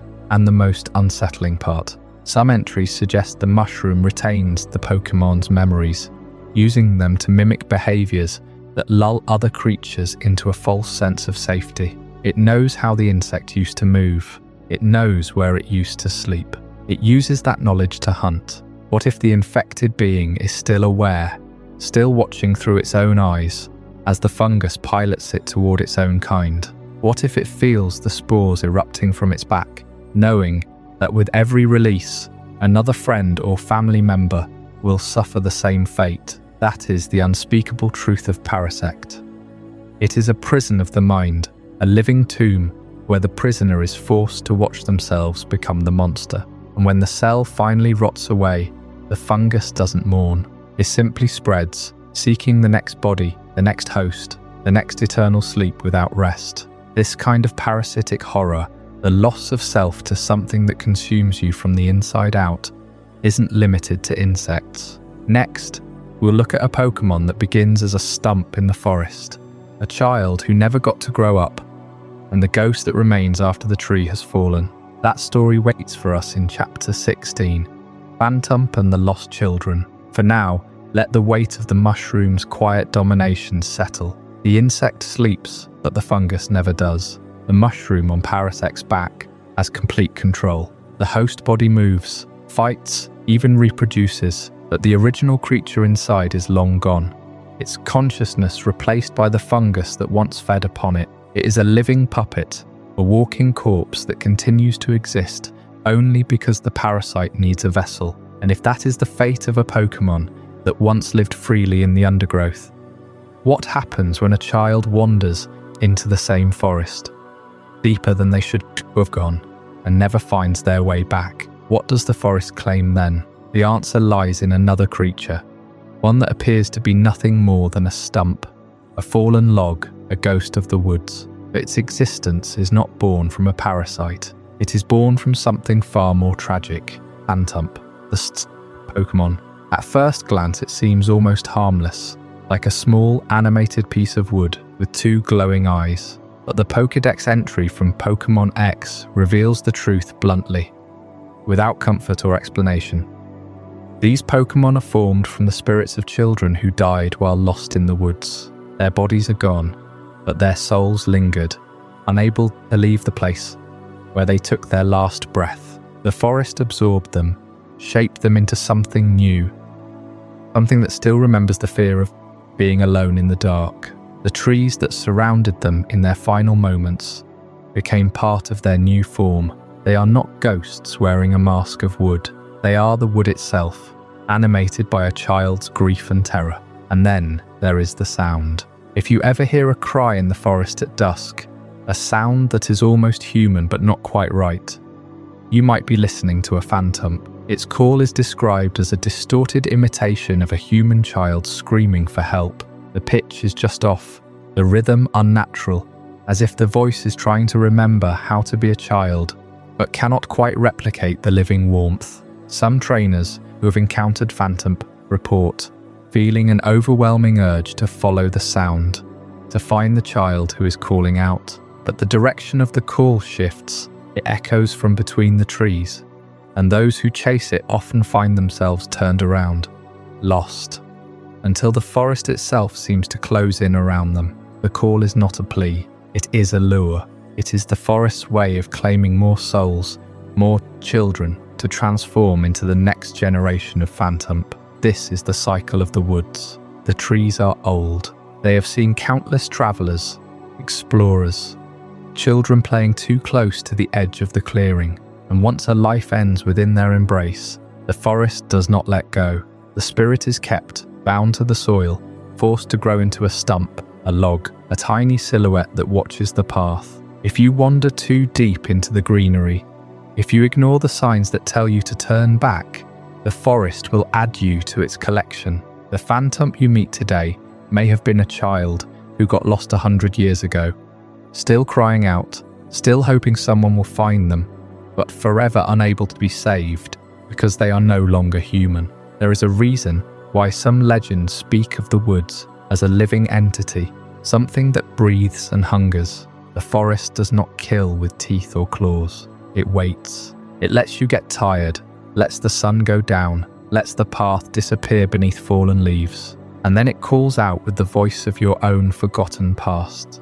A child's scream that you cannot ignore, and you follow it into the darkness, where you become part of the forest's slow, patient growth. But the deeper you go, the more you realize that the forest is not the only one watching from the shadows. There are older presences, older spirits, things that have been lurking long before the first child drifted off the trail, and one of them, a shadow that clings to walls and floors. A silhouette that seems to follow you even when you are not looking. That one has a story too. It is not a lost child. It is something that chose to become a ghost. And in the next chapter, we will look at the darkness that waits in the corner of your room. The one that smiles wider than any living creature should. It is called Gengar's Shadow. From the spirits of lost children crying in the forest, we now turn to a shadow that follows you home. A shadow that is not merely a lack of light, but a presence, a weight, a coldness that seeps into the marrow of your bones. And perhaps a shadow that was once something else entirely. There is a theory, one that has persisted through generations of Pokémon trainers and scholars, that Gengar is not a natural ghost, that it is, in fact, the shadow of a Clefable, the pure fairy-like creature that dances under moonlight. Think about that for a moment. Clefable is associated with the moon, with meteors, with a celestial innocence. Its evolutionary line is often described as gentle, playful, maybe a little mischievous, but never malicious. Yet Gengar, its supposed counterpart, is the embodiment of a dark nightmare. The theory suggests that when a clefable shadow is cast upon an object or a place of deep negative energy, perhaps a graveyard, a site of tragedy, or even a place where a human's soul was lost, that shadow can separate, gain a will of its own, and become a Gengar, a dark half of a pure soul, torn away and left to wander the world alone. It is a mirror image, but twisted, corrupted. Where clefable laughs, Gengar cackles. Where clefable heals, Gengar drains. And you never see a Gengar and a clefable together, do you?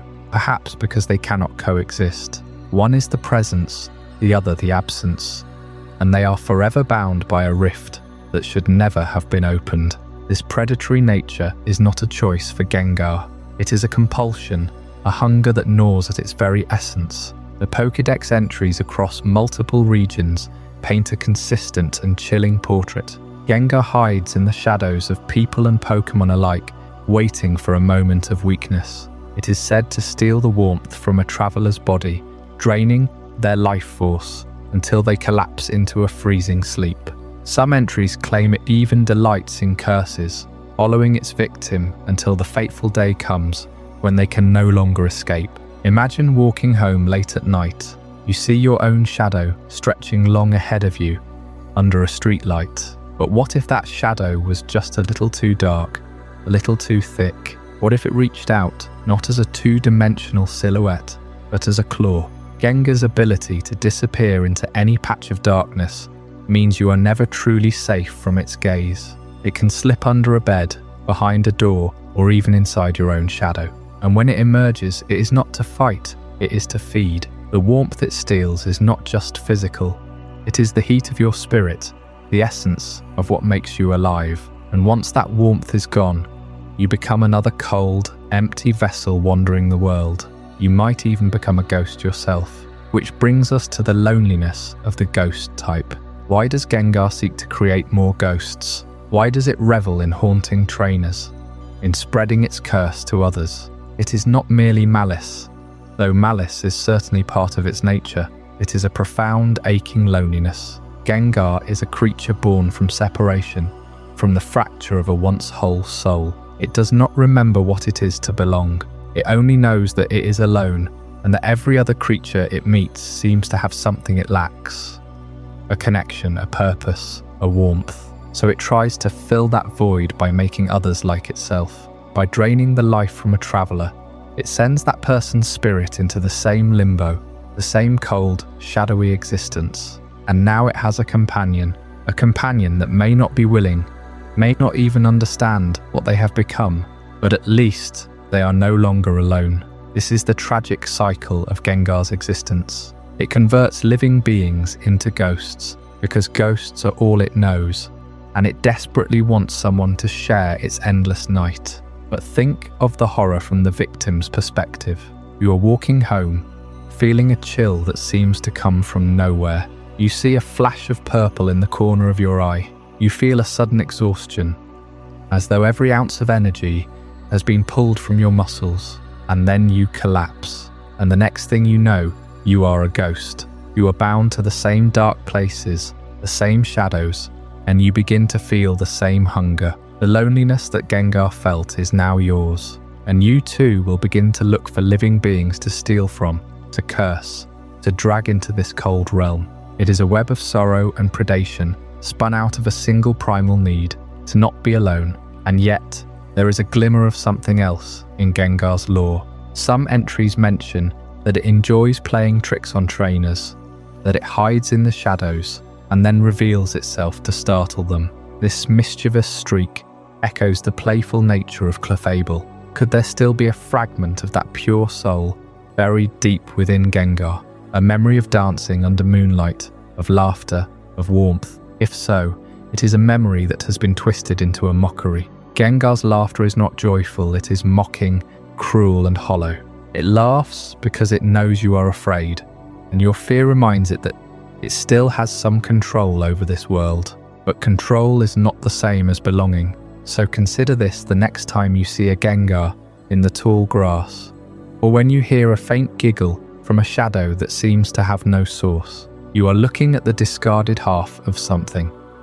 that was once beautiful, a shadow that was cast by moonlight, and then given its own dark life. And it wants you to join it, because it does not want to be the only one in the dark. But there are older shadows yet, darker still, that lie buried beneath the earth. Ruins that whisper of civilizations that tampered with forces they could not control, and the ancient evils they awoke. That is where our journey takes us next, into the ruined Maniacs and the horrors they unearthed. From the shadow of Gengar, a creature born from a reflection of light, we turn now to the shadows cast by something far older. The symbol-shaped enigmas that whisper at the edge of creation, the unknown. You have likely encountered them as mere puzzle pieces, collectible runes in a hidden room. But their true nature is woven into the very fabric of reality. And when you begin to investigate what they really are, you find yourself standing at the precipice of the Distortion world. The ruins of ancient Sinnoh and the strange structures known as the Salacian ruins hold the key. Within those stone walls, the unknown float in silent clusters, their forms spelling out messages that predate human language. They are not Pokémon in the way we understand the term. They are living glyphs, each one a letter of an alphabet that does not belong to any known civilization. The stories from the region's historians call them the echoes of a forgotten language, but the truth is far stranger. The unknown are fragments of thought, given physical shape. They are the building blocks of meaning itself, and they exist only because the mind of Arceus once wrote them into being. This is where the ancient evils begin to make sense. For if the unknown are the letters of reality, then the Distortion world is a sentence that was never finished. Look to the events at the Sinjo ruins, a place that exists at the confluence of time, space, and antimatter. There, in a ceremony that transcends ordinary space, a player can witness the unnerving sight of Arceus creating life from nothingness. The mythical Pokémon does not merely give birth. It draws the unknown from the void, and from their assembled letters it fashions a new being. A Dialga, a Palkia, or a Giratina. The process is silent, almost clinical. The unknown spiral into the form, and where there was empty air, there is suddenly a divine entity, born fully formed, aware, and alone. What makes this so unsettling is the implication that the fabric of existence is not solid, it is written. And if it can be written, it can be rewritten. The ancient civilizations of Sinnoh knew this. They did not simply worship Arceus as a creator. They worshipped the idea of a creator that could just as easily uncreate. In the lore of the Diamond and Pearl clans, there is mention of a time when humans sought to control the unknown, believing that by mastering the alphabet of reality, they could reshape the world. They built machines, erected altars, and offered sacrifices to the symbols that drifted through the ruins. But the unknown do not obey intent. They are indifferent. They are the ink that writes the story, not the hand that holds the pen. This brings us to the Distortion world itself. Entering Giratina's domain is like stepping into a book where the grammar has gone mad. Gravity shifts, paths fold in on themselves, and the air hums with a pressure that feels like the weight of an unfinished sentence. The unknown are there too, floating in that void, their eyes unblinking. Some researchers believe the Distortion world is not a separate dimension, but a footnote, a draft that Arceus discarded. The ancient evils that humans worshipped, the gods of destruction, were not malevolent in the way we think. They were manifestations of the potential for chaos, the raw possibility that reality might be unmade. The cults that formed around these beings were not dark in the sense of ritual murder or malice. They were dark in a more profound way. They understood that existence is fragile. They knew that the unknown, if gathered in the wrong configuration, would erase a mountain, a species, a memory. And so they built monuments to appease the symbols, to keep them dormant. In the strange house of Unova, you can find echoes of the same fear. A child's ghost, a room full of abandoned toys, and the sense that something was invited into this world that should have remained outside. The Sinjo Ruins event, then, is not just a lore Easter egg. It is a window into the heart of the mystery. When you stand in that sacred space, and watch the unknown form a living being, you are witnessing the only time in the entire franchise where creation is shown as a mechanical process. No magic, no divine spark, just symbols rearranged. It is beautiful and it is terrifying, because if Arceus can write a new life, what prevents something else from writing a new death? Ancient civilizations did not just fear the unknown. They understood that the unknown are the bridge between worlds. The Distortion world is not separate. It is a different layout of the same letters. The Ruin Maniacs, those eccentric explorers who dedicate their lives to deciphering rock carvings, may have been closer to the truth than any professor. They saw the unknown as a code, a message from before time. And they believed that by reading it, they could unlock powers that the modern world had forgotten. They were not wrong. They just never finished the translation. As we move deeper into the unsolved mysteries, we will soon confront a spirit bound by a pact of 108 souls, a being that was sealed away because it understood too much about the fabric of reality. The legend of Spiritomb's 108 souls is not just a ghost story. It is a warning about the cost of knowing the truths that the unknown can reveal, but that is a chapter for another night. For now, let the image of those floating symbols settle in your mind. Each one a letter, each one a possibility, and each one a reminder that the world we walk through is only one draft of a story that could have been written differently. The unknown, those silent glyphs from an ancient language, whispered of a reality shaped by will and thought. And in the Sinjo ruins, we saw Arceus, the creator, generating life from the void.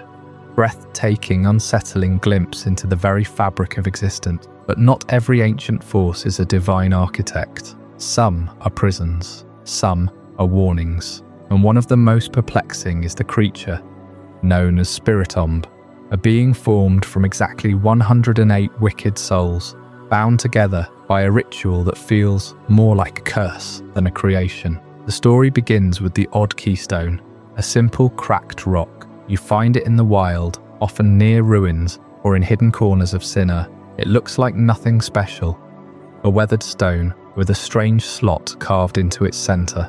But according to legend, that keystone is the key to a cage. To summon Spiritomb, you must first take that keystone to a specific well in the hallowed tower, a lonely, moss-covered structure standing in a misty meadow. There you insert the keystone into the well's base, and then you must speak to it, not once, not twice, but exactly 108 times. Each interaction, each greeting or battle, adds a soul to the collective, and when the final soul is registered, the well erupts with white flame and Spiritomb emerges, a swirling vortex of spectral energy, studded with a single stony face. This is no ordinary Pokémon. It is a fusion, a binding of 108 separate wicked spirits, each one a former human or Pokémon who committed terrible acts. The ritual of the odd keystone is an ancient method of containment, a way to trap these malevolent entities together, forcing them to share a single body as punishment for their sins. But here's the horror. They are all aware. Each soul inside Spiritomb retains its own consciousness, its own memories, its own resentment. Imagine being locked in a room with 107 other furious, suffering beings, unable to move, unable to escape, forced to coexist in eternal friction. That is Spiritomb's existence. The number 108 is not arbitrary. It carries deep meaning in Buddhist tradition, where it represents the number of earthly temptations, kleshas, that bind a person to the cycle of suffering and rebirth. In some interpretations, humans have 108 defilements: greed, anger, ignorance, pride, doubt, and so on, each with 18 variations. To achieve enlightenment, one must overcome all 108. In Japanese culture, this number appears in many rituals. Temples ring bells 108 times on New Year's Eve to purge the sins of the past year. So when the creators of Spiritomb chose that exact number, they were not just picking a random count. They were aligning the creature with the concept of total, accumulated human failing. Think about it. The wicked souls bound into Spiritomb are not merely evil in a generic sense. They represent every form of temptation and transgression. Each one is a soul that succumbed to a different earthly desire, and in binding them together, the ancient people created a creature that is the embodiment of sin itself, a living prison of regret and corruption. The question that haunts this mystery is not whether Spiritomb is dangerous. It certainly is. The question is whether this binding is a punishment or a containment vessel for pure evil. Is Spiritomb a jail cell, designed to keep these souls from wreaking havoc on the world, or is it a punishment, an eternal torment worse than death, where the souls are forced to suffer each other's presence forever? Pokédex entries offer conflicting clues. One entry says Spiritomb was formed by the binding of 108 spirits. Another describes it as a Pokémon that was formed by the gathering of evil spirits. The implication is that these spirits were already wicked before their imprisonment. But there is a darker theory. Perhaps some of those 108 souls were not evil at all. Perhaps they were ordinary people, or even good people, who were captured and forced into this collective as a way of creating a powerful weapon, a guardian of the underworld. The odd keystone, after all, is not an item you find in a shop. It is hidden, deliberately placed, as though someone wanted to seal something away forever. And yet, in the games, you can release Spiritomb by interacting with the keystone. You become the one who opens the cage. That is the part that keeps me awake. When you, the player, choose to collect those 108 interactions, you are not just completing a task. You are actively participating in the ritual. You are the one who gathers the souls. You are the one who opens the well. And Spiritomb, once released, does not thank you. It does not obey out of gratitude. It obeys because it has no choice, but it hates you. It hates everything. One entry even says Spiritomb uses its 108 souls to inflict suffering on its foes. Every time it attacks, it is unleashing a fraction of that collective agony. So what does it mean to keep Spiritomb as a partner?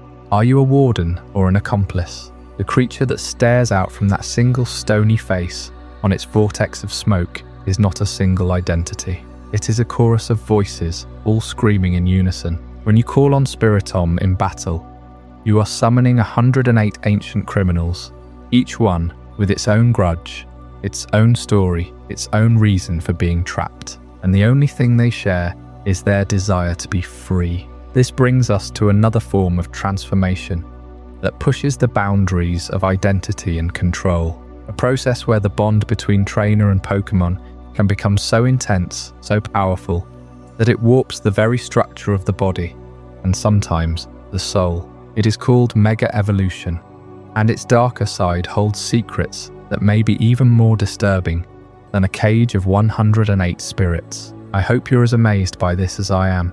If you want to stay updated on more content like this, make sure to subscribe and join our community of curious minds. Trust me, what's coming next will challenge everything you thought you knew. The binding of 108 wicked spirits into a single stone. That is a heavy thought to carry into the next topic. But the Pokémon world does not stop at imprisoning ancient malice. Sometimes it twists the bond between trainer and Pokémon into something far more personal, far more painful. Because what happens when the very act of becoming stronger becomes a form of torture? That is the dark side of Mega Evolution. Mega Evolution was introduced as a celebration of the bond between trainer and Pokémon. A temporary burst of power that unlocks a creature's hidden potential. But the Pokédex entries describing these transformations tell a different story. They speak of bodies and minds pushed beyond their breaking points, of flesh warped by raw energy, of consciousness overwhelmed by agony. The mechanics of Mega Evolution, the glowing stones, the synchronized pulse of heart and mind, they sound beautiful. The reality is something far more disturbing. Take Mawile, for example. Its mega form gains an immense second jaw made of steel. But the Pokédex entry in Omega Ruby states that the power of Mega Evolution is so intense that the jaw is actually splitting Mawile's skull. The transformation shatters bone. It tears tendons, and yet the creature endures it. over and over, because its trainer believes the power is worth the cost. Then there is Garchomp. Its normal form is already a ruthless predator, but when it mega evolves, the spikes on its arms become searing hot blades. The Pokédex from Pokémon Ultra Sun says that Mega Garchomp's body temperature rises so high that its claws begin to melt. It is literally burning itself alive in the middle of battle. When the earth shakes under its feet, it is not from rage.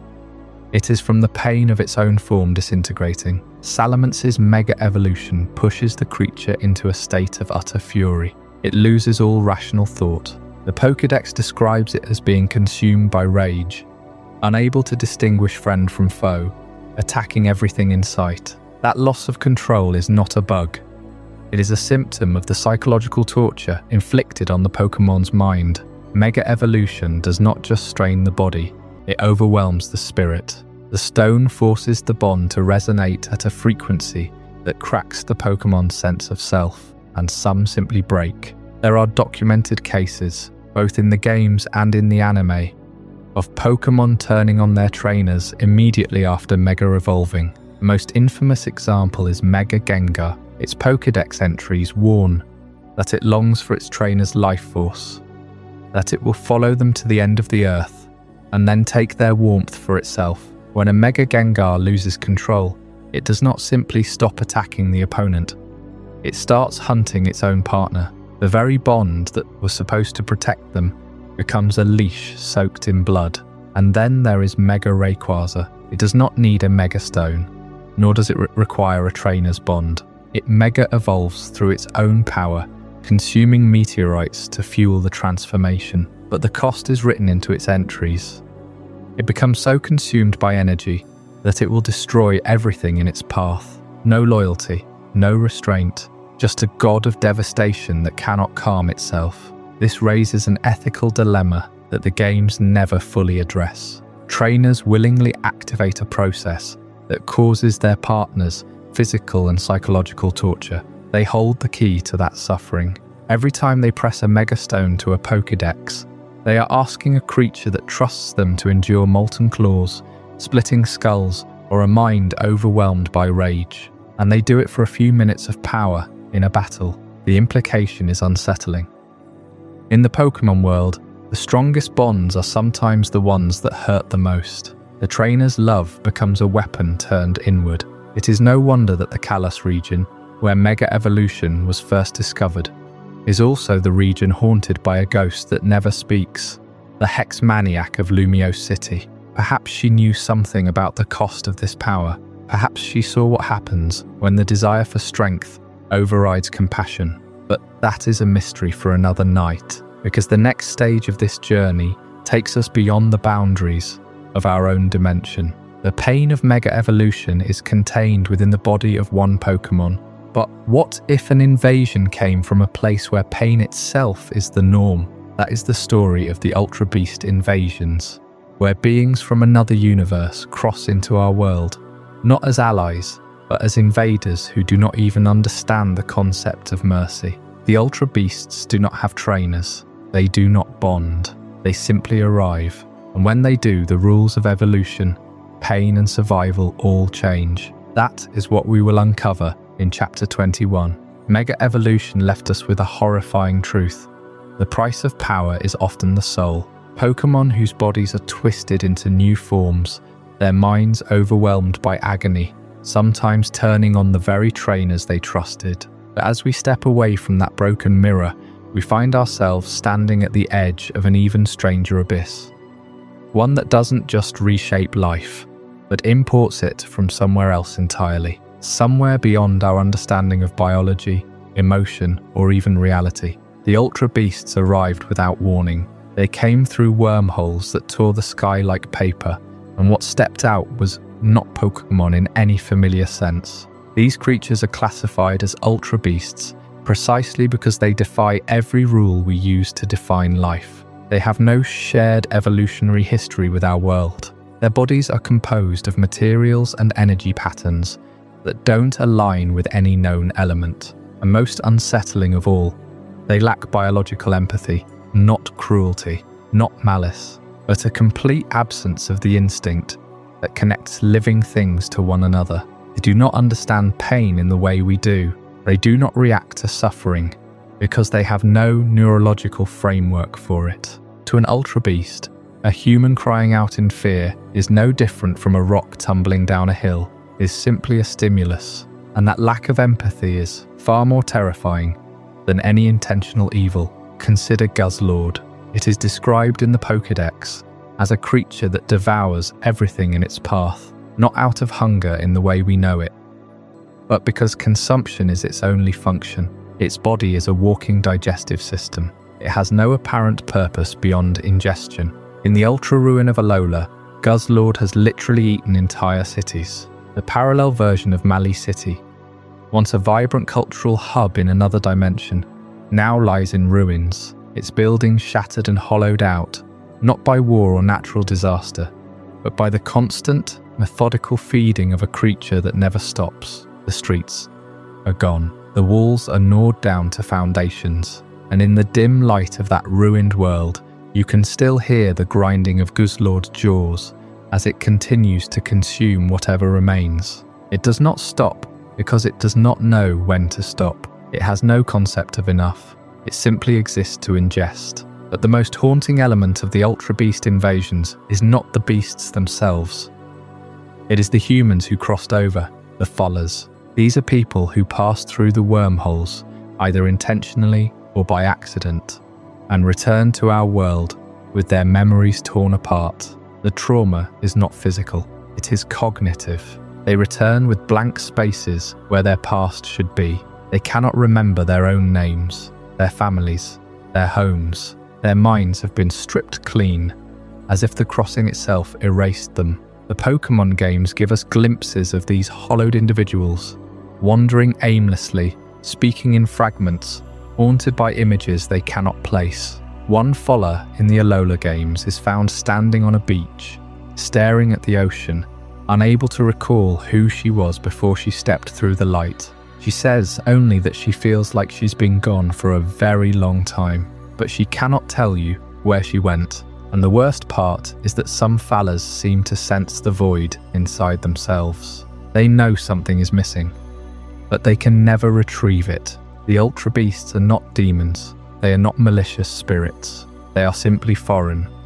So foreign that our minds struggle to process them, and the humans who meet them are erased, not by violence, but by contact. The wormhole does not kill. It rewrites. It leaves you alive but empty, a paper cutout of the person you used to be. And that erosion of identity, that slow forgetting, is a kind of ghost story all its own.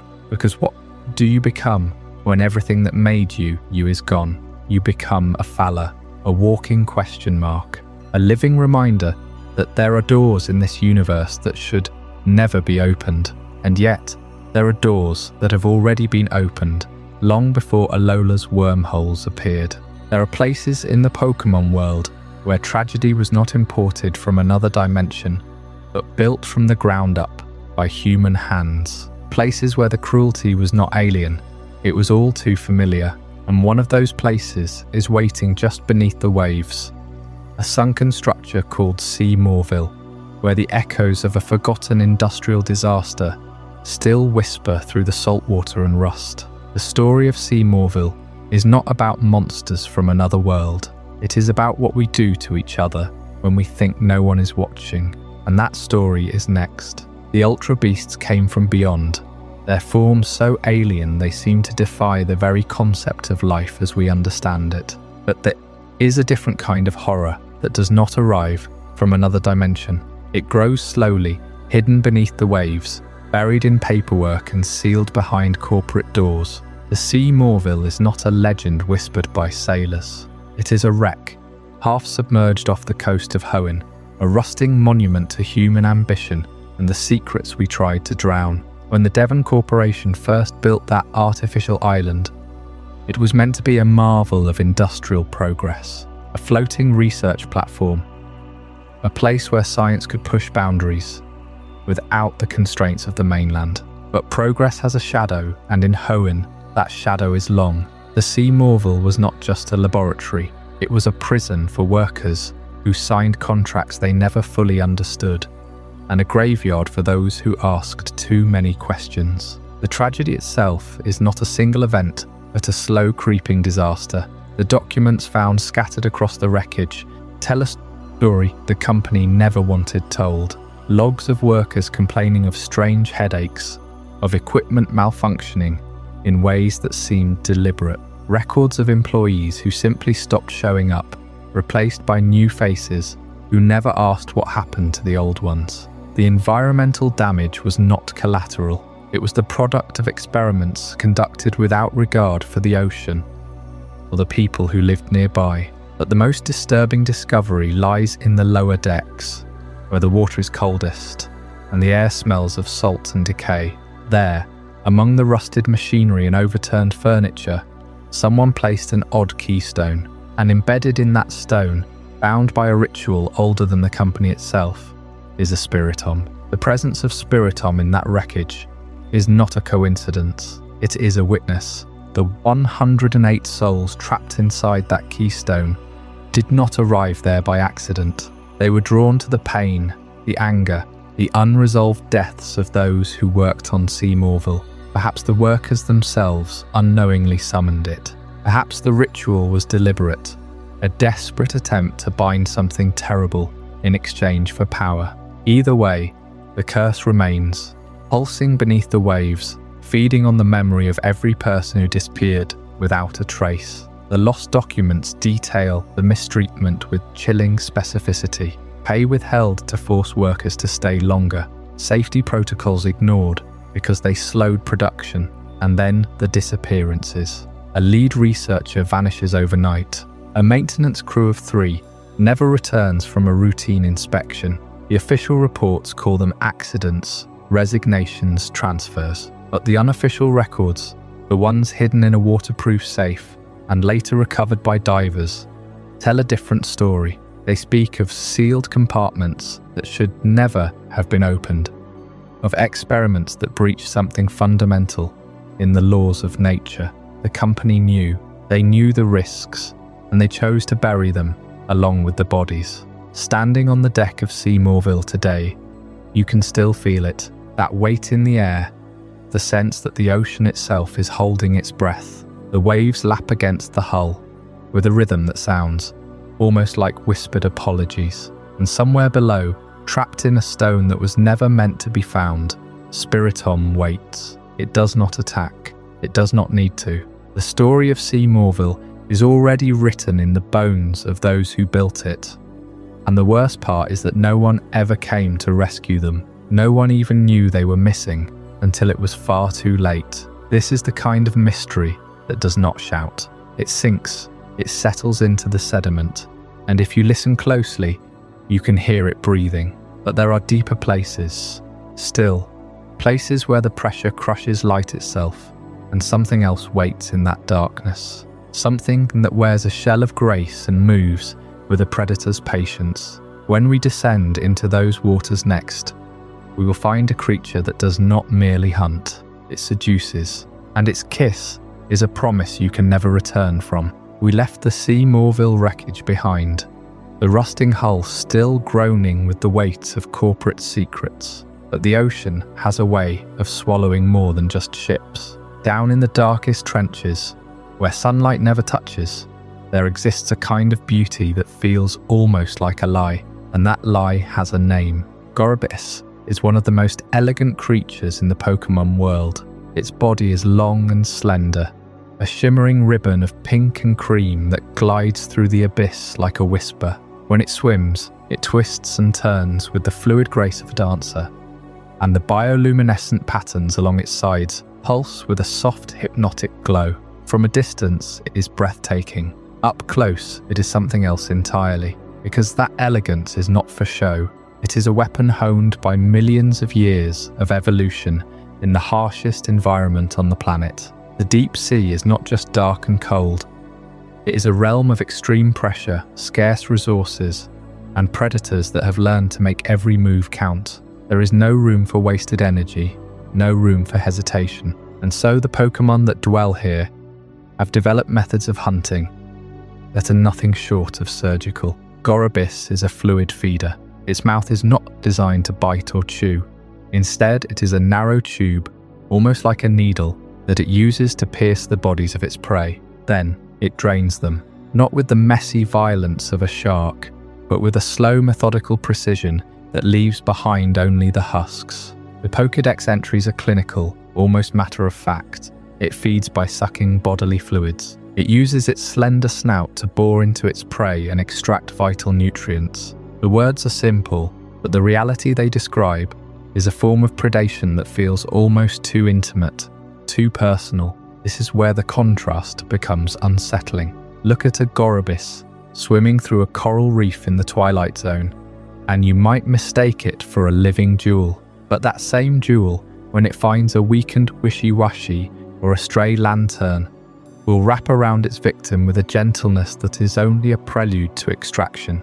It does not thrash. There is no struggle. The prey simply becomes still, and then it empties. And this is not just a single hunt. After a Gorebyss has fed, the water around it can take on a strange pinkish hue. Witnesses who have dived in the deeper parts of Hoenn's coastal waters have reported seeing patches of ocean that glimmer with a faint rose tint, as if the sea itself is blushing. But that colour is not coral or algae. It is the biological remnants of the hunt. The diffused traces of blood and cellular matter that drift away from the feeding site. The ocean cleanses itself over time. In that moment, the water tells a story of a predator so efficient, so refined, that it leaves behind almost no evidence at all, only a stain that fades. What makes this truly nightmarish is the broader ecological system that Gorebyss is part of. The deep sea is not a place of random violence. It is a network of interdependencies where every creature has found a niche so specific, so exact, that to see it in action is to witness a kind of dark harmony. Gorebyss is at the top of a food chain that includes Pokémon like Chinchou, whose antennae lure prey with false light, and Huntail, its own evolutionary counterpart, which uses a hooked jaw to trap victims. But where Huntail is brute force, Gorebyss is the scalpel. It does not simply kill, it extracts. It takes the life force of another being and metabolizes it into that perfect, glowing form, and we have never fully understood why.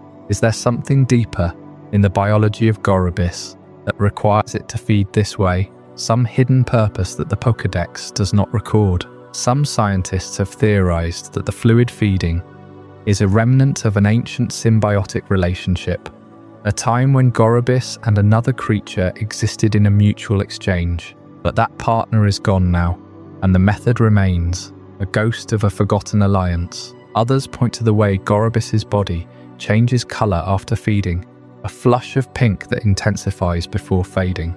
Is it absorbing something more than just nutrients, something we cannot measure? The mystery of the pink sea is not solved by any official source. It lingers, like the haze of a half-remembered dream. And when you think about it, that is the horror of the deep itself, the surface. We name the Pokémon, we draw their pictures and assign them types, but we do not know what happens in the trenches, at pressures that would crush our own bodies. We do not know what it feels like to be pierced by a needle-thin snout, while the ocean around you goes silent. We only know the aftermath, the beauty, the glow, and the faint pink stain that whispers of what was taken. So if you ever find yourself staring at a Gorebyss in an aquarium, watching it spiral through the water with that effortless grace, try not to forget the snout. Try not to forget the tubes and the draining, because the deep sea does not forgive, and it does not forget.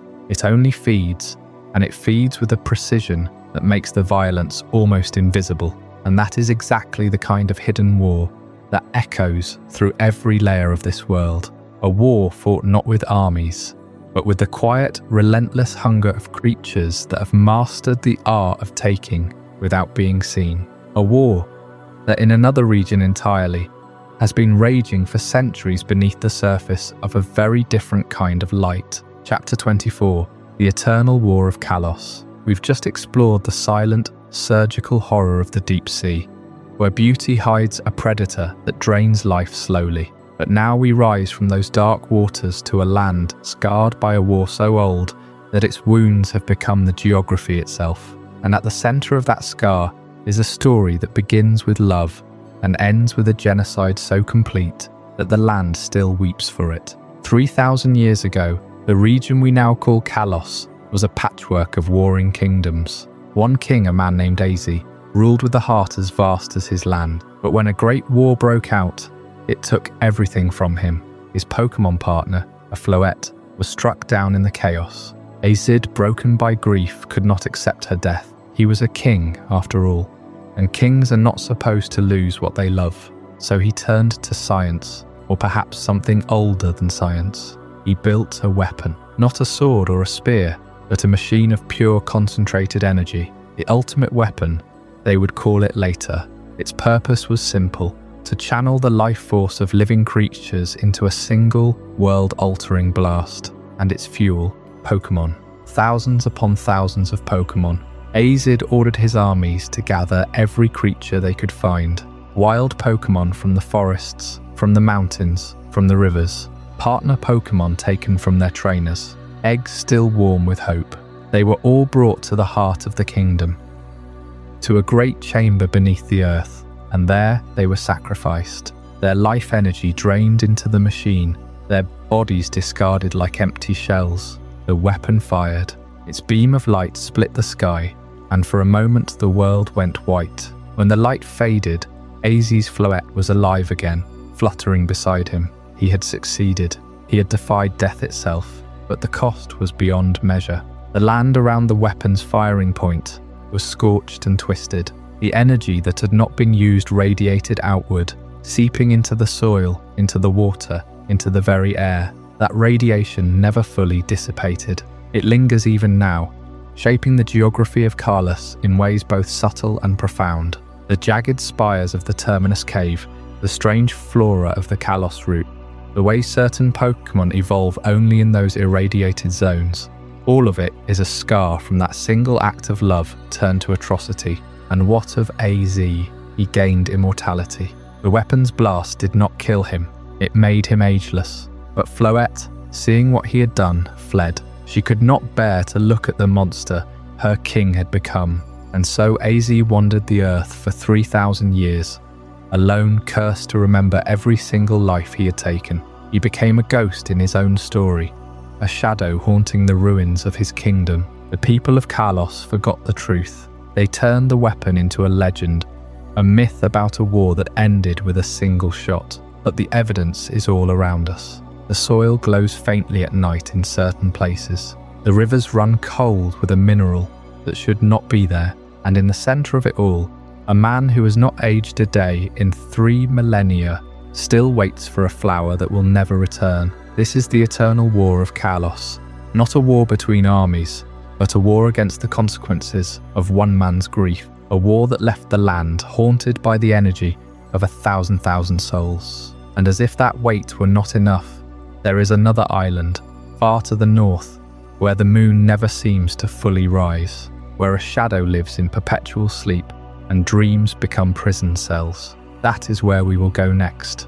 The previous chapter left us standing on the blood-soaked earth of Kalos, where a king's love had twisted into a weapon of mass sacrifice. Azid's Floette was revived, yes, but at the cost of thousands of Pokémon lives, a debt that echoes through every generation. Immortality became his curse, and the ultimate machine became a scar on the world's memory. But there is another being whose very existence is a curse, not one it chose, but one it cannot escape. A creature trapped on an island so remote that even the moonlight seems to avoid it.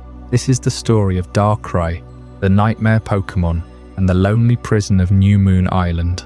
To understand Darkrai, you must first understand the nature of its power. It does not choose to invade your dreams. It does not decide to twist them into shadows. The nightmares it spreads are not a weapon, not a tactic.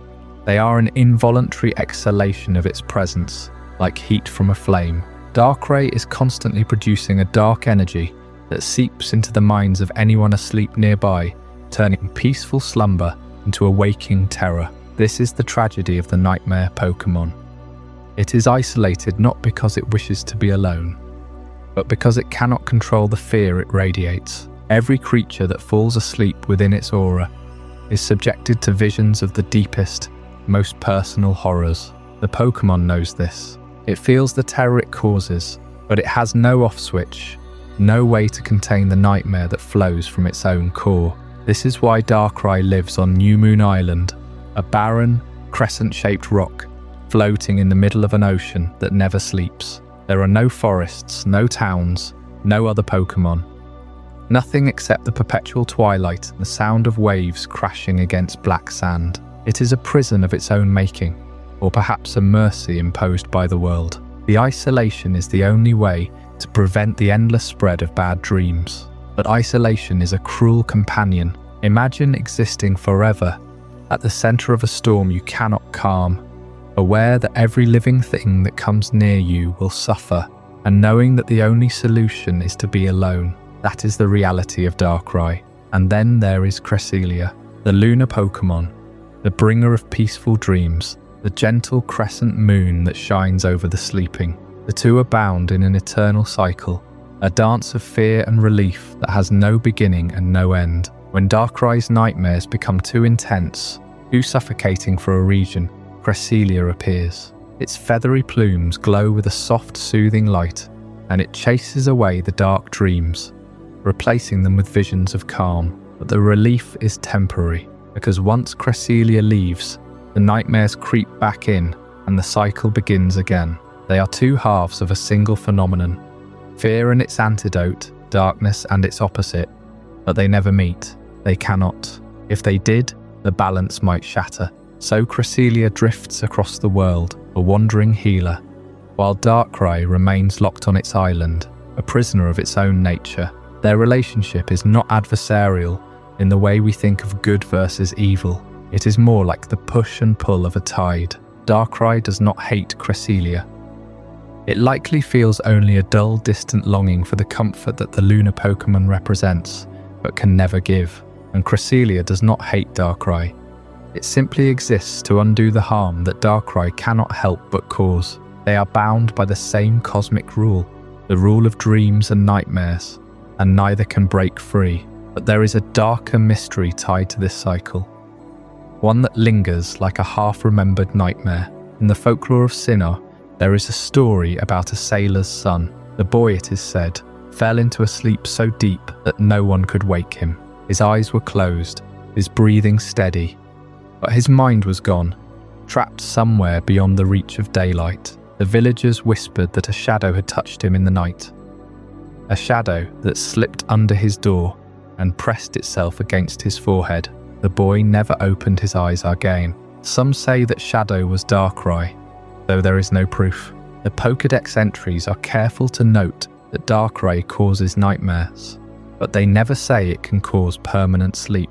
Yet the legend persists. A ghost story told by parents to warn children about sleeping with windows open. The sailor's son remains asleep to this day, in some versions buried in a grave that breathes, and no one knows if the shadow that took him was an accident or a deliberate act. And if it was deliberate, what drove Darkrai to such a thing? Was it anger, desperation, or simply another involuntary burst of power that went too far? The mystery deepens when you consider that Darkrai, according to some Sinnoh myths, was once a normal Pokémon, perhaps a human, that was cursed or transformed. The name itself suggests darkness, but the root of the curse is never explained. Could it be that the sailor's son was not a victim but a sacrifice? A way for Darkrai to release the pressure of its own nightmare energy, like a vent for a volcano.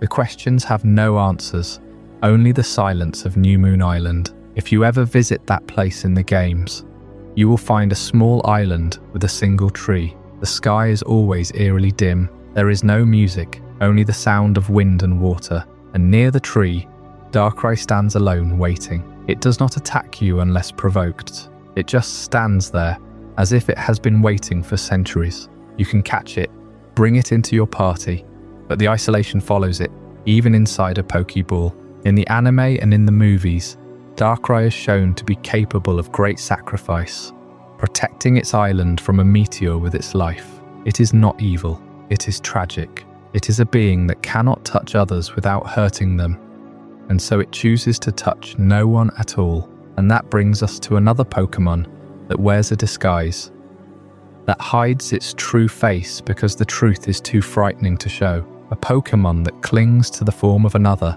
desperate for connection, but terrified of what lies beneath the rag. The Mimicry of Ditto is a story about imitation and identity, and about the horror of losing yourself in someone else's face. From the isolation of Darkrai and the eternal cycle of nightmare and relief, we turn now to a creature whose very existence is a question wrapped in a mystery, a Pokémon that has no identity of its own, no true form, no fixed presence in the world. It is a living mirror, a biological echo, and perhaps the most haunting evidence of a failed experiment that the Pokémon world has ever tried to bury. Ditto, the transformed Pokémon. On the surface, it seems almost comical, a pink gelatinous blob with a simple face, wiggling and shifting into whatever it sees. But when you look deeper, when you read between the lines of the Pokédex entries and piece together the fragments of lore scattered across generations, a much darker picture emerges, one that ties directly to the secret experiments conducted in the Cinnabar Mansion, and to one of the most legendary and powerful Pokémon ever discovered, Mew. The theory that Ditto is a failed clone of Mew has persisted for decades, and the evidence is surprisingly strong. Start with the genetics. In the original games, Ditto and Mew are the only two Pokémon that can learn the move Transform. That is not a coincidence. It is a signature ability, a shared anomaly. No other Pokémon in the entire first generation could replicate that move naturally. Then consider the colour. Mew is a soft pink, almost the exact same shade as Ditto. Their body structures, while different in size, share a certain amorphous quality. Mew is not a rigid creature. It floats, it bends, it shifts through the air with a liquid grace. Ditto is that same fluidity, but without the elegance, without the soul. Now look at the location. Cinnabar Mansion on Cinnabar Island is the site where Mew was supposedly discovered and studied.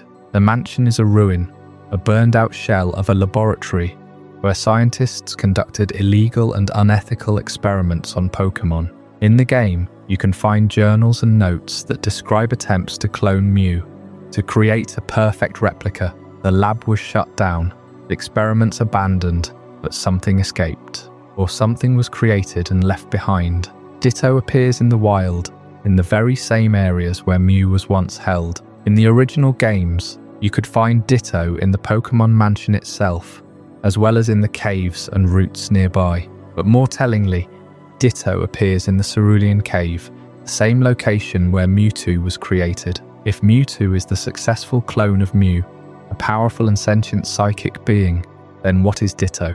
It could be the failed prototype, the mass-produced imperfect imitation, a blob of sentient cells that was never given a true form, never granted a will of its own. And that is where the existential horror begins. Ditto has no true form. It can only mirror others. It is a creature defined entirely by what it is not. When a Ditto transforms, it copies the appearance, the stats, the moves.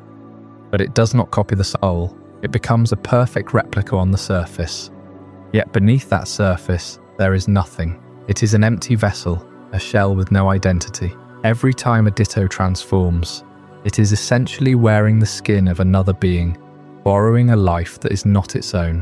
What happens then to the soul of a Pokémon when it is perfectly replicated by a blob of sentient cells? That is a question that the games never answer. But the implications are deeply unsettling. In the anime, Ditto that struggle to maintain their transformations, that forget their original forms, that become lost inside the shapes they mimic. There is an episode where a Ditto falls in love with another Ditto, but because it is always copying the form of a different Pokémon, it never knows its own face. It cannot look in a mirror and see itself, because there is no self to see. Some Pokédex entries hint at this tragedy. In Pokémon Sun and Moon, the entry reads, "It can reconstitute its entire cellular structure to change into what it sees, but it returns to normal when it relaxes." That word relax is telling. When Ditto lets its guard down, when it stops trying to be something else, it reverts to the pink blob. That is its default state. A formless, featureless mass. A creature that exists only in relation to others. It is the ultimate outsider, the eternal mimic. The connection to the Mew clone theory adds another layer. If Ditto is indeed a failed clone, then it is not just a natural Pokémon. It is a manufactured being, a product of human hubris. The scientists of Cinnabar Mansion tried to play God, and they succeeded only in creating a life that could never stand on its own. Ditto is a reminder of that failure, a ghost of the lab that haunts the wilds of Kanto. And yet, Ditto is not alone in this horror. In the later generations, we meet Mimikyu, a Pokémon that wears a disguise to hide its true form, a form so terrifying that it could kill. Mimikyu is the cousin of Ditto in spirit, a creature that cannot be seen for what it truly is. But Mimikyu knows it is hiding. Ditto may not even know it is hiding. It simply has no self to hide. When you capture a Ditto, you are essentially capturing a void, a Pokémon that becomes whatever you face it against, but never itself. It is the ultimate symbol of identity loss. And if you take the theory to its final conclusion, Ditto may be the key to understanding what happens when a soul is replicated but not transferred, when the body is copied but the spirit is left behind. That empty space is Ditto. We are left with a creature that wanders the world, forever transforming, forever borrowing, forever empty. It is not malicious, not vengeful. It is simply lost. And that is perhaps the most sorrowful mystery of all. From this reflection on form and identity, on the emptiness of a life lived in imitation, we prepare to step into a place where reality itself is twisted, a dimension where the laws of physics bend and break, where even the concept of up and down lose meaning. That is the Distortion world, the realm of Giratina, a being of antimatter. And in that world there is no mimicry, no imitation, only the raw, unfiltered chaos of a plane that exists parallel to our own. The next chapter will take us into that abyss, a place where nothing is as it seems, and where the very fabric of existence is unraveled. From the failed cloning experiments in Cinnabar Mansion, we move to a place where even the act of cloning would be meaningless, a realm where time does not flow and space does not expand, a world designed not for life, but for imprisonment. This is the Distortion world, the home of Giratina, and the very definition of an unsolved mystery that remains buried within the fabric of the Pokémon universe. When we talk about the creation of the Pokémon world, we usually speak of Dialga, the master of time, and Palkia, the weaver of space. But there is a third being, one that was banished for its violence, Giratina. The lore tells us that the creator of the universe, Arceus, brought forth these three to shape reality. Dialga and Palkia were given their domains, and they thrived. But Giratina was different. Its behaviour was deemed too aggressive, too unstable for the world of order that was being built, and so it was cast out, banished to a dimension that exists in the cracks between our reality, a world without time or space. Think about that for a moment. Time and space are the very foundations of our existence. Without them, there is no forward, no backward, no up, no down, no cause and effect. It is a void where the laws of physics simply cease to function. The Distortion world is not a place you can walk through. It is a place you must be pulled into. Gravity is a suggestion, not a rule. Up becomes down, left becomes right, and the horizon twists into impossible shapes. It is a prison, yes, but not one built with walls or bars. It is a prison built of nothingness. The silence of the Distortion world is perhaps its most haunting feature. There is no wind, no sound of distant life, no hum of a city, just an eternal pressing quiet. A realm designed as a prison for a god must be utterly devoid of distraction. No whispers of time to tick away the hours, no expanse of space to give the illusion of freedom. Giratina exists there in complete isolation, a being of immense power trapped in a cage that is formless and infinite. And yet, the thin veil between our reality and that void is thinner than we might imagine. In the games, you can step into the Distortion world, and when you do, you feel the weight of its unnaturalness. The very ground you stand on is not ground at all. It is a surface shaped by will, not by physics. The air is heavy, the light is dim, and every step feels like you are walking through a dream that is slowly turning into a nightmare. This is the prison of a god, and the mystery of why Giratina was banished for its violence remains unsolved. Was it truly violent? Or was it simply too wild to fit into the order that Arceus intended? The lore never gives us a clear answer. It only tells us that Giratina was cast out, and that its domain is a place where nothing makes sense. And so we are left with questions. Questions that lead us to the next chapter of our journey.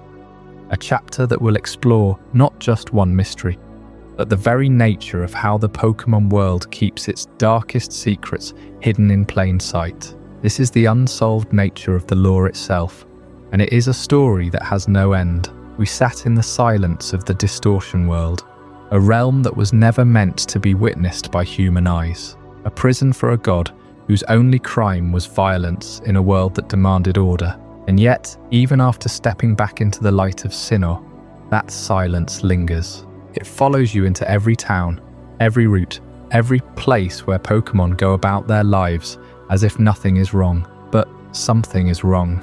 Something has always been wrong. And the games, in their gentle, colourful way, refuse to tell you the whole truth. This is the heart of what makes Pokémon lore so deeply unsettling. Not the monsters themselves, not the haunted towers or the kidnapped children. It is the fact that we are left to piece together the darkness from fragments. The story is never finished. The questions are never answered.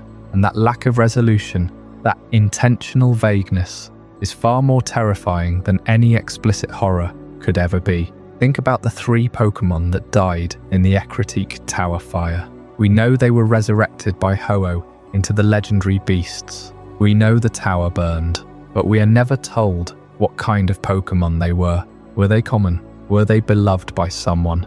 Did they have names? The fire itself remains a mystery. Who started it? Why? The only clue is a whisper from burned wood and ash. The game leaves you standing in front of the tower, the wind blowing through the empty bell chamber, and you realise that some stories are simply lost. You cannot save the dead. You cannot fix the past. You are only a witness, and that is the role we play over and over again. The player character is not a hero who solves every mystery. You are a traveller passing through a world where tragedy has already happened. You see the ghost of a Marowak in Pokémon Tower, and you can defeat it, but you cannot bring back its mother. You learn that a Hex Maniac died in Lumiose City, and her ghost still wanders the second floor of an ordinary building. She says nothing. The game gives you no quest, no resolution. She is just there, a permanent stain of a life cut short, forever unaddressed. This pattern is everywhere. Consider Cubone, the little creature that wears its mother's skull. The Pokédex says it cries at night, mourning, but when it evolves into Marowak, that skull fuses to its own head and can never be removed. It becomes a permanent mask of grief. The mother is gone, the skull becomes the child's face, and the cycle continues. In the anime, Team Rocket killed the mother in front of the child. That detail adds a layer of deliberate cruelty. But the games themselves never confirm or deny it. They leave the skull on the head, the tears on the cheeks, and move on. Then there is Yamask, whose mask is literally the face of its former human self. You can look at that mask and see the expression frozen at the moment of death. The Pokédex says it cries when you look at it, haunted by memories. Do you ever wonder who that person was? How they died? Why their soul is bound to a mask, wandering forever? The game answers none of this. You can catch your mask, you can train it, but its tragic history remains sealed inside that ceramic face. And Mimikyu, the lonely creature that hides under a cloth, desperate to be loved. It imitates Pikachu because people love Pikachu. But peek under that cloth, and you will see something so terrifying that it is said to be lethal. Why? What is its true form? Is it a ghost born from hatred? A cursed object? The game only tells you that it wears the disguise to survive. The truth is a shadow you are never allowed to fully see. Bennett begins as a discarded toy, abandoned by a child. The resentment and hatred from that rejection gave it life. It now wanders the world, searching for the child who threw it away. What would it do if it found that child? The Pokédex says it wants revenge, but the implication is much darker. A haunted doll that hates its owner with an eternal burning rage. You can catch Burnett, but its ghostly purpose is never fulfilled. It is a mystery forever unresolved. Drifloon grabs children by the hand and leads them to unknown realms. Hypno hypnotizes children and takes them somewhere from which they never return. Where do they go? Is it a pocket dimension? The afterlife? A creature's stomach? The games do not say. The children simply vanish. You are told it happens, but you cannot stop it. You cannot even find out what happens to them. The horror is not in the act, but in the silence that follows. The GS Ball, a mysterious item from the Johto games, was meant to contain Celebi, the time-travelling Pokémon, but it was never opened in the canon games. The event is stranded, incomplete. Some say Celebi is trapped inside forever. Others believe it was a prison for something else entirely. The ball sits there in the code, a locked box with no key, a question mark that has remained unsolved for over 2 decades, and it will never be solved. The developers moved on. The mystery became a permanent gap in the lore. Even the relationship between Kangaskhan and Cubone remains a theory. Is Cubone the baby Kangaskhan after its mother dies? The skull of a Kangaskhan fits perfectly over a Cubone's head. The colours match. The shape matches. But the games never confirm this. It is a truth that sits just beneath the surface, visible only to those who look closely. And for those who see it, it changes everything. Every Kangaskhan you encounter becomes a potential mother waiting to be orphaned. Every Cubone you meet becomes a child wearing its parent's face. This is the nature of the Pokémon world. It is a bright, welcoming place, filled with friendly creatures and happy endings. But just under that surface is a layer of darkness that never gets resolved. The ghosts remain ghosts. The mothers are never avenged. The children never come home. The answers are not given because the answers are not the point. The point is the feeling that something is wrong, that tragedy has happened and will happen again, and that you as a player can only pass through and witness it. You cannot save the 3 Pokémon from the tower fire. You cannot give your mask back its human identity. You cannot turn back time for the Cubone's mother. You cannot open the GS Ball. You can only walk through these places, hear the echoes of loss, and carry the weight of questions that will never be answered. And that, more than any jump scare or explicit horror, is what makes Pokémon lore so powerful. It trusts you to sit with the discomfort. It trusts you to understand that some stories do not have tidy conclusions. That loss is permanent. That grief lingers. And that the world, even a world of cute creatures and friendly battles, is built on a foundation of quiet tragedy. As the screen fades to black and the music softens, let yourself feel that weight. The final reflection is not a solution, it is an acceptance. The darkness beneath the colourful surface is not a bug to be fixed. It is the truth of the universe, and you, the witness, are the only one who remembers. What did you think of this journey? I'd love to hear your thoughts in the comments below. If this changed your perspective or taught you something new, consider subscribing for more mind-expanding content. And if you know someone who would find this as fascinating as you did, share it with them. These are the kind of conversations that matter.